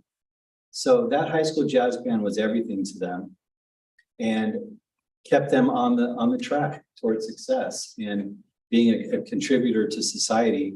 And I think to walk away from those kids over, CIF can do what they want. I get that. We can't control their rules, but for everything else that's extracurricular, I believe we should lead with a carrot, not the stick. Okay, thank you. Any other trustee Hanachek? I think I want to understand, I think I need some clarity. And first, let me just say, I love this conversation about trying to have more connectivity for students, reaching out to them, and making school as meaningful as possible. So I think I need to understand, so it's ed code as 2.0, but the 2.5, from what I understand, I don't know the history of it, it is kind of arbitrary. And somebody said to me, well, it may have come about because young people in leadership roles, whether it's linked crew or ASB, ASU, or cheer and the other things that Mr. Nedler mentioned, maybe because those students oftentimes are operating more independently. So that's kind of maybe where that came. But a 0.5, GPA. So I can see with Trustee Jones' interest. I'm not interested in going against ed code. And then I will probably echo some of our administrators too, but maybe putting it at 2.0 for all activities and co-curriculars. I think that would probably be a good amendment to our policy. And I think the challenge is the modern high school does do a lot better than when we were in high school. I mean, I know they do a lot better. So as I check in with our leaders, 2.0 is actually not hard to get. Between interventions, retaking tests, homework, etc. And their first goal is to get young people to perform as well as they can in their classroom and in their academics. And then of course their self-esteem goes from there. So there's a myriad of interventions. I'm not running a school, so I'm not saying, I don't know what exactly they are, but I know they all do it. And the goal is, it doesn't help to have a young person on ASB if they don't graduate. So they are first and foremost, we've got to have young people graduating able to read, to do basic math, and to be able to go out in the world and feel well about themselves. But some of the things that we forget about are that, for example, I had a very robust conversation with the Auto Academy gentleman at San Clemente. His goal is to get his people up to 2.0 and more, because he wants them connected in these next phases. But he's up against competition. His competition with his young people have to work 3 jobs after school. So this idea of co-curricular and all these wonderful activities, that is closed off to them. They don't get to do that. But meanwhile, he's got to get them, if they want an internship with Toyota or Mercedes-Benz, they have to be able to read, and they have to be able to communicate and write as coherently as possible. And one of the ways, though, that Mr. Nedler pointed out is, and we have our wonderful ASB people here too, is really when our campuses are identifying those people and understand that what might ring their chimes. And I'm gonna borrow a Dr. Baker story. Sorry, he's not here. He was telling me about his wrestling coach that wanted to start girls wrestling. So he had identified, he'd been watching some girls, and he asked them to try out for wrestling. Well, they did not have a 2.0, but they sure like wrestling. So guess what happened? They worked together. He worked with their classroom teachers. Not only did they get 2.0, but a couple of the girls exceeded it. And one of the girls is winning big time. So now and their behaviors, right? When we don't feel good about ourselves, and you talk about the self-esteem, or we're not performing academically, et cetera. And so just a final comment, when we start to kind of think that we could possibly remove 2.0, and then I just forgot what I was going to say on that. Sorry, but we've got to have young people that, again, feel good about themselves academically. They've got to be able to graduate. And I know that our schools do all they can. Oh, I know what it was. Sorry. We have to remember too that some of our folks that are under 2.0 and that they're actually not coming to school. So our administrators, our teachers, our coaches do the best they can, but sometimes folks, for a myriad of reasons, just aren't there. So we can offer them drama and plays and ASU and all these amazing things. It's not their thing. So in the new year, in the school year, something I do want to do, there are ways to capture students and make them feel connected. We need to start sooner with our elementary school kids that know that there's a seat at the table for them. So circling back around my yada, yada, yada, sorry. I feel like if there's something that we could change on this policy without breaking the law, perhaps then that kind of arbitrary 2.5, this everything is that the 2.0. So that would be actually my motion. I would move to accept Trustee Jones' change in regards to the 2.5. Okay, trust reading. Oh, okay, sorry.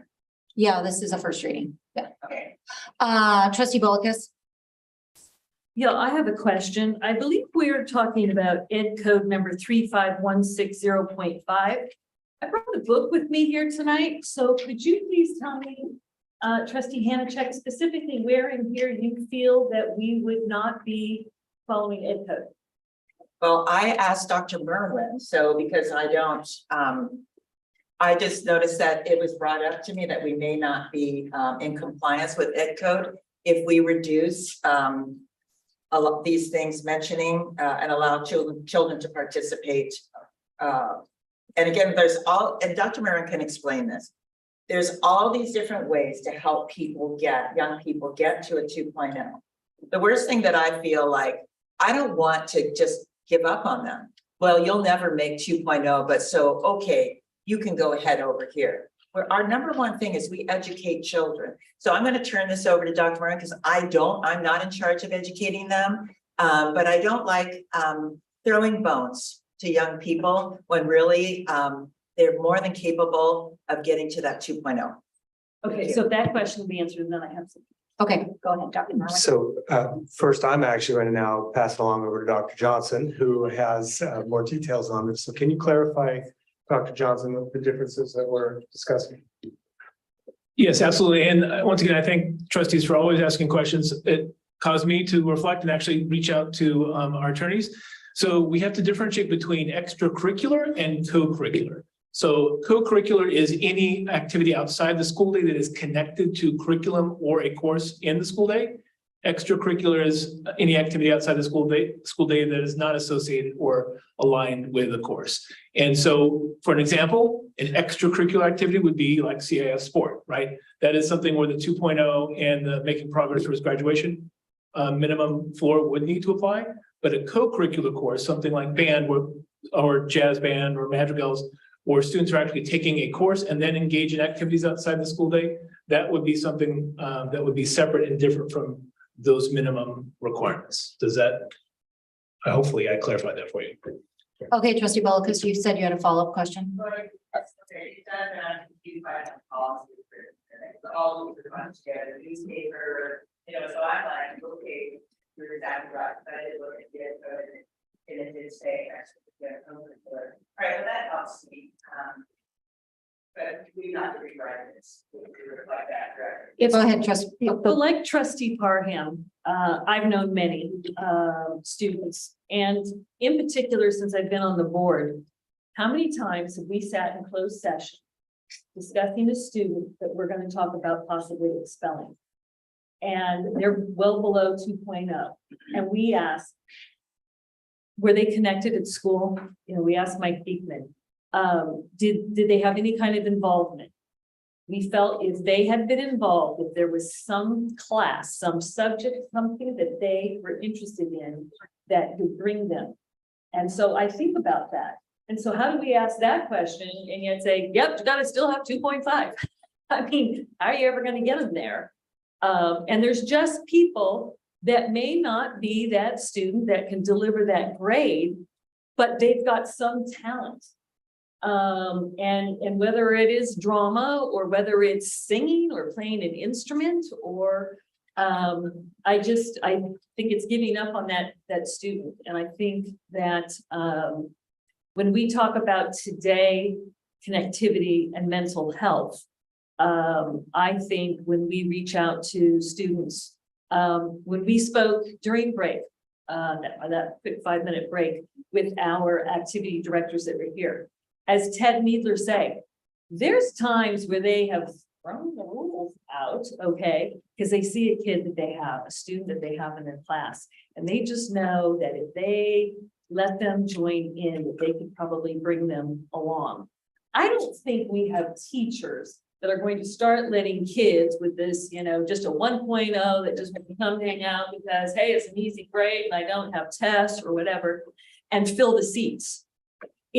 I think our teachers are good enough to be discerning about understanding where let's give that student a break and because we see it within them, but I might need to be the one to pull it out. And so I would like to open up the door to these students to give them a chance. And I think there's enough within the policy, enough guidelines that would keep us from just, you know, wrecking havoc and letting anybody in on it.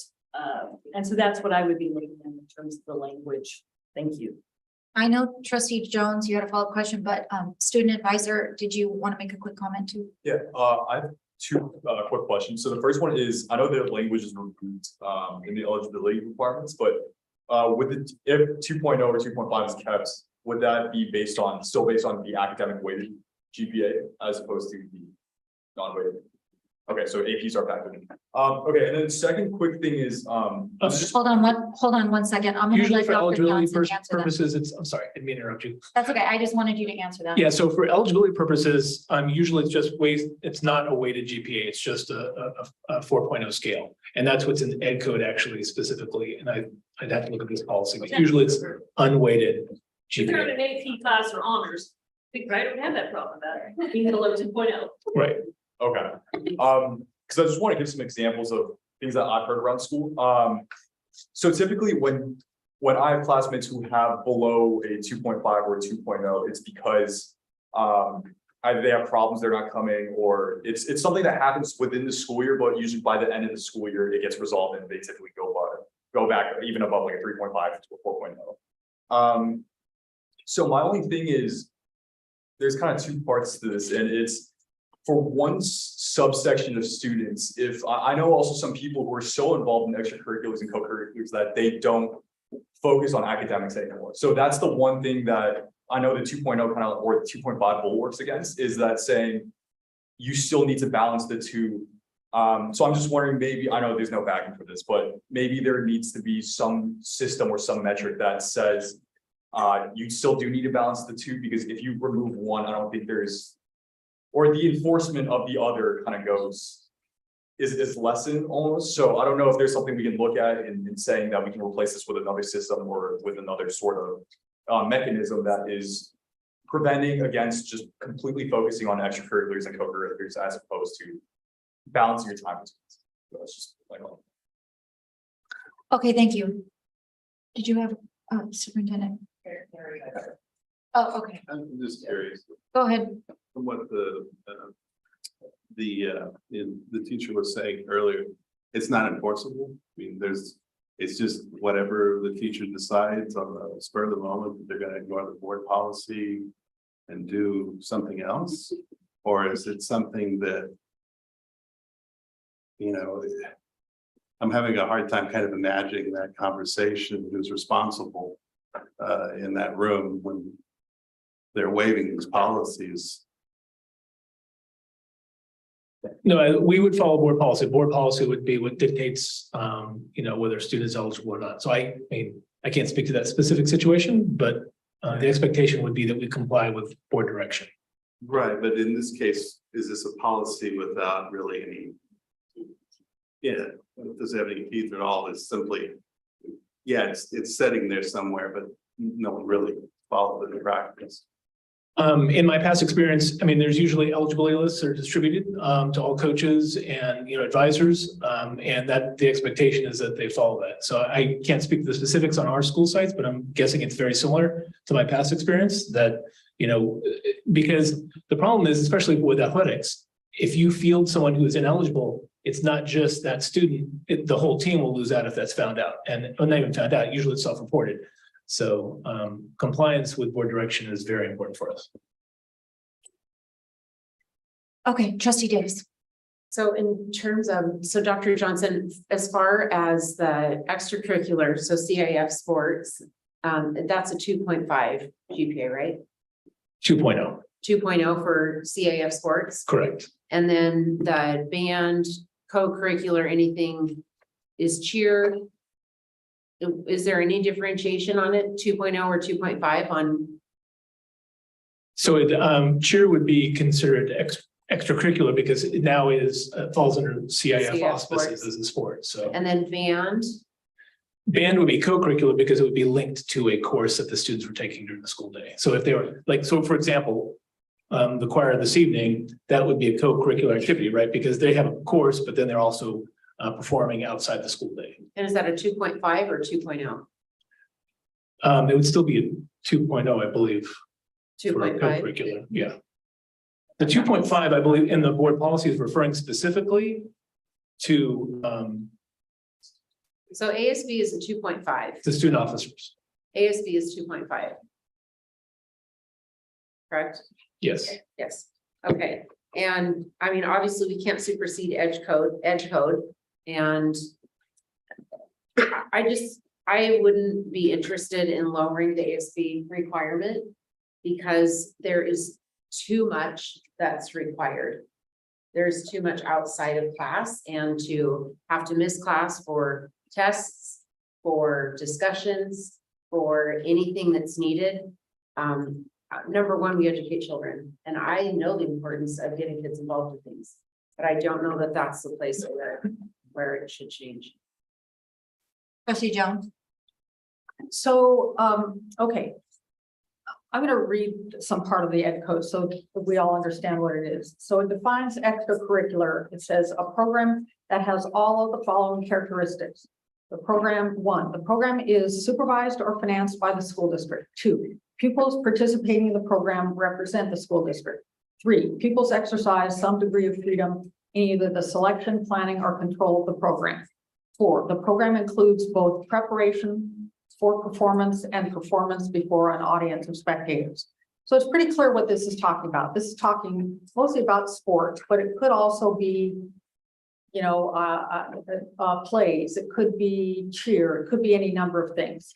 So those are extracurriculars in definition. And the state does require for extracurriculars a 2.0 grade point average. This policy doesn't supersede that. This policy still allows the 2.0 requirement for CIF, which has their 2.0. We're requiring 2.5 for sports, I think. Is that correct, Dr. Johnson? Anyway, so all right, then it's 2.0 for sports. I'm sorry. The 2.5 is specific to student officers in the sport policy. Okay. then it says, an extracurricular activity is not part of the regular school curriculum, is not graded, does not offer credit, and does not take place during classroom time. So again, that goes into more like sports. Then it also defines, let's see. Oh, a co-curricular activity is defined as a program that may be associated with a curriculum in a regular classroom. So then again, that becomes drama. So extracurricular activities, the ones that Ed Code is defining are very specific. So that's not what we're talking about. We're not talking about, well, very specifically, something that includes both preparation for and performance before an audience or spectators. ASB, for example, does not do that.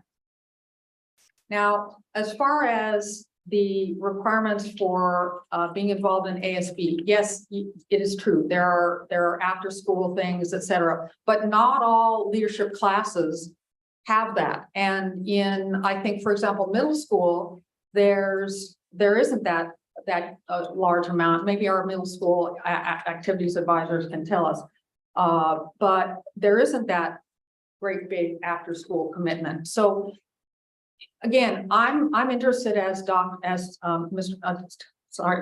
Trustee Parham says, in more of a carrot than a stick program. And I'm not interested in continuing the beatings to get morale to improve.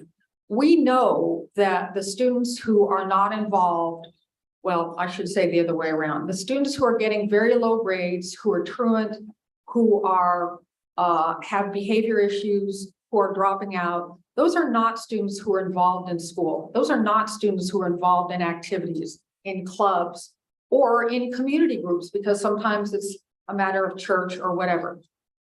We want students to be more involved in school, because if they're involved in school and they have friends and they're happy, they will want to come to school. And if they come to school, they will get better grades. It's not hard to get a 2.0. Really. I mean, maybe in some very, very difficult classes, but if you're not a great student, maybe you're not going to be taking physics class or calculus. In your basic classes, to get a 2.0 is not difficult. But we want kids to do that because we want them to graduate.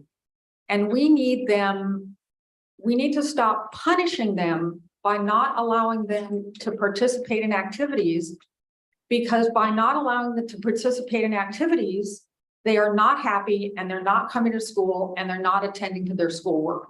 So I just think that it's a vicious cycle, and we have to get in front of this vicious cycle and stop just taking this 1980s attitude of we're going to keep punishing you until you start doing better, until the beatings will continue until morale improves. That is exactly what we're saying. We are saying we're going to keep punishing you until you are happier.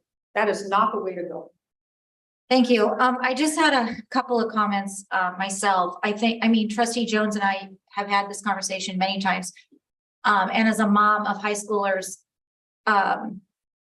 it's all about engagement. And we know that. Kids who are not engaged and are not happy are not going to perform in school. And that's the bottom line. So is this policy the answer? No, but it's a piece of the pie. And it starts the conversation. And I appreciate, but I think there's a lot of pieces like identifying the difference between extracurricular and co-curricular, having that placed in the policy, because I think parents and whoever's reading the policy won't understand. I think we could be clear about GPA specific for each of those items. So I guess the suggestion would be, would it be possible that we could move this into committee and work on this and before it comes back for a second read, so we can really finalize this and then move forward? Because I do love where we're going and I don't want it to get stuck on the dais right now. So yes, Trustee Bolkus. Just one more quick thing is to also remember that in certain classes like ASB, there are safeguards where, and I can't think of the other ones, but like the anyways, where you have to have a teacher recommendation. So that also is, you know, a teacher's not going to recommend somebody that they know is not really seeking to be in that class for the right reasons. And we've got the different clubs and things on campus, the national federations. I say, I mean, like CIF, they have their own, you know, rules and all. But when the committee meets, if there are safeguards in place, that could be helpful to ensure that we're inviting and yet we're controlling and not just, you know, opening the floodgates or filling the seats with kids not interested in really contributing and participating.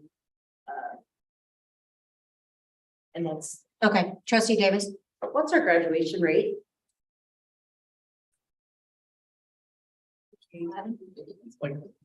It's like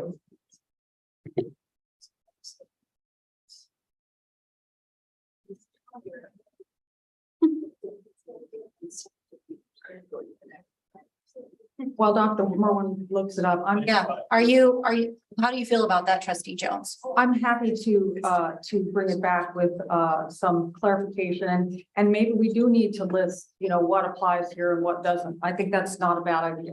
Okay. A graduation rate on the website says 95.7. It used to be higher. So are you making a motion, trustee Jones, to move forward with? And I want to, can we add to this when you go into committee? I'm totally for that. Okay. Because circling back to Dr. Pritchard's point, unless we have clarity on this policy, then how can you enforce it? So if we're going to have a policy, and hopefully the committee can write it with not so, you know, maybe we need ARs or whatever. But, you know, if we're going to do something, we need to do it right because that's the example that we set. Okay, thank you. Do you want to make a motion? Is that good? I don't know that we need to. It's the first reading. We don't need a motion, so just we have consensus for it. Everybody's good with that? Committee work? Okay, all right.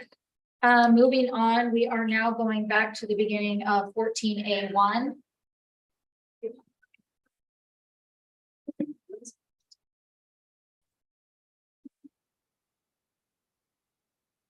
And I would like to recognize ESS consultants, Dr. Joseph Farley and Dr. Suzette Lovely to present the item. Good evening, trustees. Thank you so much. We're excited to be here tonight to share just some brief highlights from the leadership profile report. And instead of going through our PowerPoint presentation, you have a copy of the report in front of you. And so we're just going to see what questions you might have. And we've got the PowerPoint up. So if we need to go to those particular slides, that would be easiest. So again, you have the information in front of you, and these were the things we were going to cover. We had great meetings with 300 and some folks and over 2,000 survey respondents, and that has generated that leadership profile report. So we'll just turn it over to the board for any discussion and questions. Okay, trustees, do we have any speaker cards? Oh, we have 2 speaker cards.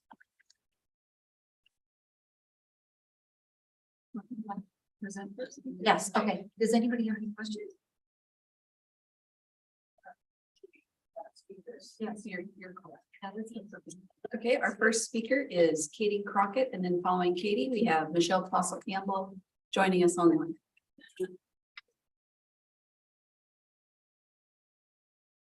Good evening, President Castellanos, trustees, and interim superintendent Hampton. I had the pleasure of attending one of the stakeholder sessions led by Dr. Farley. It was a diverse group, and Dr. Farley did a great job of facilitating and synthesizing all of the feedback, not just from that session, but all of the sessions and the survey.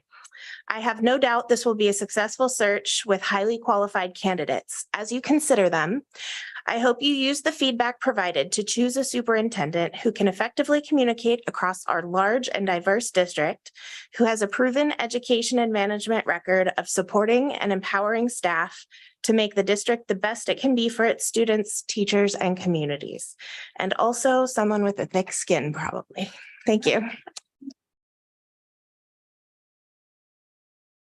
Our next speaker is Michelle Flossa Campbell, who's joining us online. Michelle, go ahead.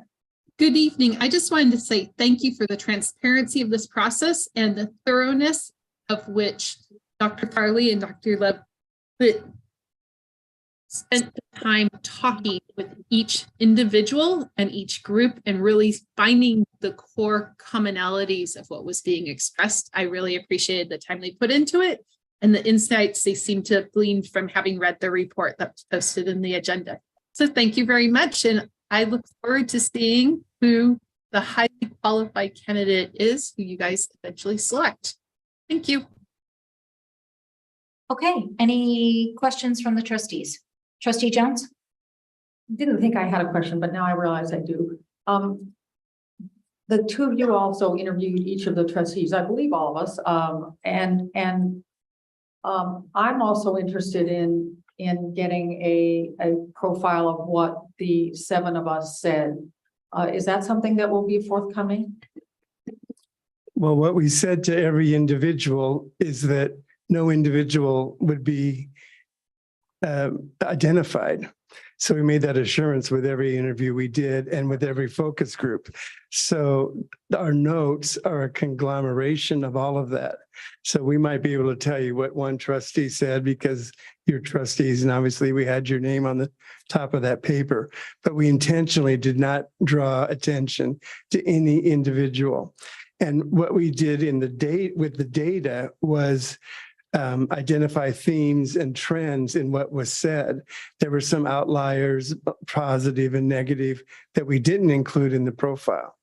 The one thing that I would say, if we were to summarize one part of this experience, it really reinforced for both of us the incredible complexity of your district.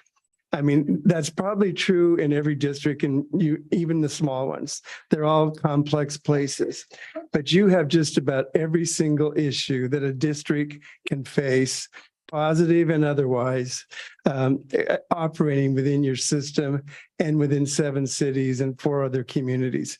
So one of the things that we're saying to the candidates is this is an incredible opportunity. It's an incredibly complex place to work. But as we said from our very first session in front of you, it's also a fascinating place to work because of that.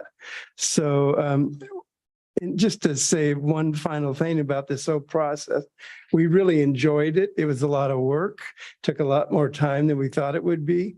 But we think that that report is a very accurate and fair reflection on the issues, and they're not, they're not surprising issues, and also the strengths and qualities of this district. Oh, yeah, go ahead, Trustee Howard. But reading the report, I think it's amazing. And I think everybody who participated is really incredible. I see some of my things, right, in the report, but I also am mindful that I represent a community. This isn't about me. So my job as a board member, and I looked back up, I was happened to be on our policies about board members today. And it right there, front and center, is this is our main job, is to select and have a presiding superintendent here. So it's overwhelming a little bit, the responsibility, because of all the people we represent, not only in our trustee area, but collectively. So it's actually not about Amy Hanachek. I know who I'd want. But Brad Pitt said no, so we don't get that. But this is a huge undertaking, and I know we all 7 of us are excited. We're up to the task, and this is certainly helping us distill and hone and see what our community has brought to the table. So thank you. I don't have any questions other than that. I would just ask that we go to the last slide. so that we can kind of talk about that with the public. I think it's important to go over, The dates on it. right there. Yep, next steps. So, if you guys don't mind kind of going over that, so everyone is aware kind of what's coming up. Sure, thank you. The application window closed, so we have, our applicants have already applied and we feel very pleased with the pool of applicants that we'll be bringing to the trustees to review. The board will be receiving materials tomorrow. Actually, I'll be working with Colleen and they'll be delivered to your homes. And then you'll have up to May 2nd to review those materials. And May 3rd, you have a special closed session meeting where then we will work with the board to select that candidate slate. Interviews will occur in closed session on May 20th and 21st. And then the board will have an option of doing a validation visit on a single finalist if the board decides that. And the board will ultimately appoint the new superintendent at your June 14th meeting. And a superintendent in California has to be approved at a regularly scheduled board meeting. You can do the appointment in closed session, but the approval of the contract has to be in open session. So, and then the person will start July 1. Well, that's exciting. Okay, Yeah. if there's no other questions, this was information. Okay, Just one Mr. brief Carter. comment. Superintendent search processes haven't exactly gone smoothly around the country. So thank you for the work that you put into it. So far, so good. I'm really looking forward to what we see tomorrow. And, I think as a group here, we're all excited about where we're headed. So thank you. Thank you. And thank you to all the stakeholders that participated. Everybody really was so cooperative and gave so much of their time too. So thank you, trustees. Thank you. Oh, Ms. Hayes has a question. One point that I'd like to clarify for the audience, if you will, on the slide, it says special closed session meetings to interview candidates, May 20th and 21st. We have such a wonderful parent involvement group. I want to make sure that that's not a meeting that's agendized, that the public can attend. The public can attend, it will be agendized. The public can attend and have, because it's a closed session item, and just have oral communications. So the board. On the interview dates, May 20th. Correct. 21st. Correct. So you will still have to agendize oral communications that day. So if a member of the public, we have not determined the location yet where those interviews would occur. We'll be doing that in May 3rd with you. But yes, the public has the opportunity to speak to closed session items. They don't know what they're speaking to because they don't necessarily know, they don't know who the candidates are, but they may speak to the topic, just to that single topic. It's a totally closed. But then, and then the board would adjourn into closed session and come out and not have anything to report out probably at that point in time. So. Thank you. Thank you. Thank you. Okay, this was, like I said, information only. So no board action is necessary. So now we are moving on to 14A2, instructional materials recommended for adoption by an instructional materials review committee. I would like to recognize Dr. Merwin, Associate Superintendent, Education and Sports Service, to present the item. Oh, yes, I'm sorry. Go on. Yes. Is that actually, that is not how we don't typically have comments before a special board meeting. Would that be a different circumstance because? That is a special board meeting on the 20th and 21st. So would we need something agendized or just point of reference? It would be agendized as superintendent search. You want some help here? Yes, I think I know the answer, but let's see if I can get it right. It would be agendized as superintendent search. It would be public employee Employment. employment. And there will be an option for input before you go into closed session. They don't really have anything other than to say, we want someone good, but they can give you some input, but they don't know who the candidates are. It's completely confidential. You will confer in closed session. You will likely not take any action right away. And you won't have anything to announce at those two meetings because you haven't hired anyone yet. But so the public comment is pretty rudimentary. It's not anything significant. I think we understand that. It's just that it is not our normal practice to have public comment at the beginning of a special meeting. Only regular meetings. I think you're thinking of oral communications. So anyone can speak to an agendized item. We just do not have oral communications on a special meeting. That's correct. And we'll get you calling the exact agenda wording and the ed code that corresponds with it. Okay. All right, Dr. Merwin, we're ready for 14A2. Okay, thank you so much, President Castellanos. Trustees, Interim Superintendent Hampton. Staff presents item 2, instructional materials recommended for adoption by the Instructional Materials Review Committee. Teachers, either individually or as a member of the task force, have recommended the following 4 instructional materials for adoption. All 4 materials were recommended by a majority vote of the IMRC. The vote tallies are included in the report. Dr. Carrie Johnson, who is the non-voting chair of the IMRC, is here to assist with questions, and staff recommends approval. Okay, thank you. Ms. Hayes, do we have any speaker? Okay, trustees. I would move approval. Okay, trustee Bolkus, do you have a question first? Comment. Okay, comment. I don't really understand why the textbook was done the previous month and now the workbook for the government. I mean, in the future, I don't know if that is the publisher, but it would seem that it would be, more simpatico that we are putting that together, because I personally then picked up the books and reviewed them myself along with my fabulous IMRC, Irene Paladix. And all the comments were accurate. To look at it, the book it's boring looking. It's not engaging, but the meat was there. But the workbook really is what made that book that we already approved better. So I just think that was kind of a hard thing, that not to have them both presented together for the committee, because the book almost, I think, went the other way in terms of people's assessment of it. Is there a reason why it was split up? Yeah, curious on that.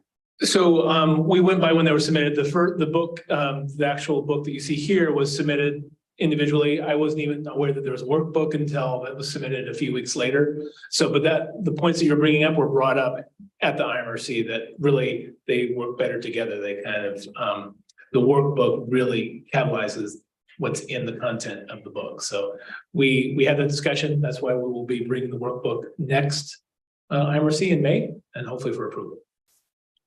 Okay, trustee Jones.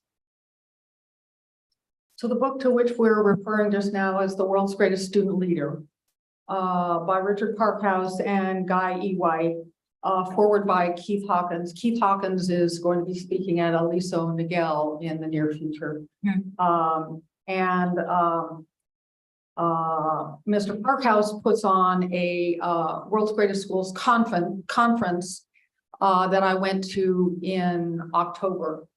And I am interested in bringing that conference to Capistrano Unified. It has to do with school climate, improving school climate, and getting more students engaged in school. I was very disappointed to learn that our principals have turned it down. Our high school principals said no to the conference. Okay, any other trustees? Okay, so I need a motion to approve the instructional materials recommended for adoption. Oh, I'm sorry, I missed that. Seconded. Okay, thank you. All right, moved by trustee Hanachek, seconded by trustee Bolkus. All those in favor say aye. Aye. Any opposed? Okay, motion passes 7-0. With a preferential vote of aye from student board member Jow. All right, moving on to 14A3, declaration of need for fully qualified educators. At this time, I'd like to recognize Bob Presby, Associate Superintendent, Human Resource Services, to present the item. Thank you, President Castellanos, trustees, and Interim Superintendent Hampton. Staff presents declaration for the need of fully qualified educators. This is an ed code requirement that school districts have this declaration on file at the County Office of Education that will allow school districts in Capistrano to hire teachers on a short-term staff permit or an emergency credential if there's not enough qualified candidates. As a reminder, this does not require the district to hire on emergency permits or temporary staff permits, just allows the school to do this in 23-24 school year. Staff recommends approval. Okay, do we have any speaker cards, Ms. Hayes? No, okay. Moving forward, let's have a motion. We need a motion to approve the declaration of need for fully qualified educators. Okay. Moved by trustee Davis, correct? And seconded by trustee Anachek. All those in favor say aye. Aye. Okay, any opposed? Okay, motion passes 7-0 with a preferential vote of aye from student board member Zhao. Okay, we are now moving on to, I believe, adjourning. Did we make it? We need to go back to closed session. Oh, yes, we have to go back into closed session to finish what we kind of.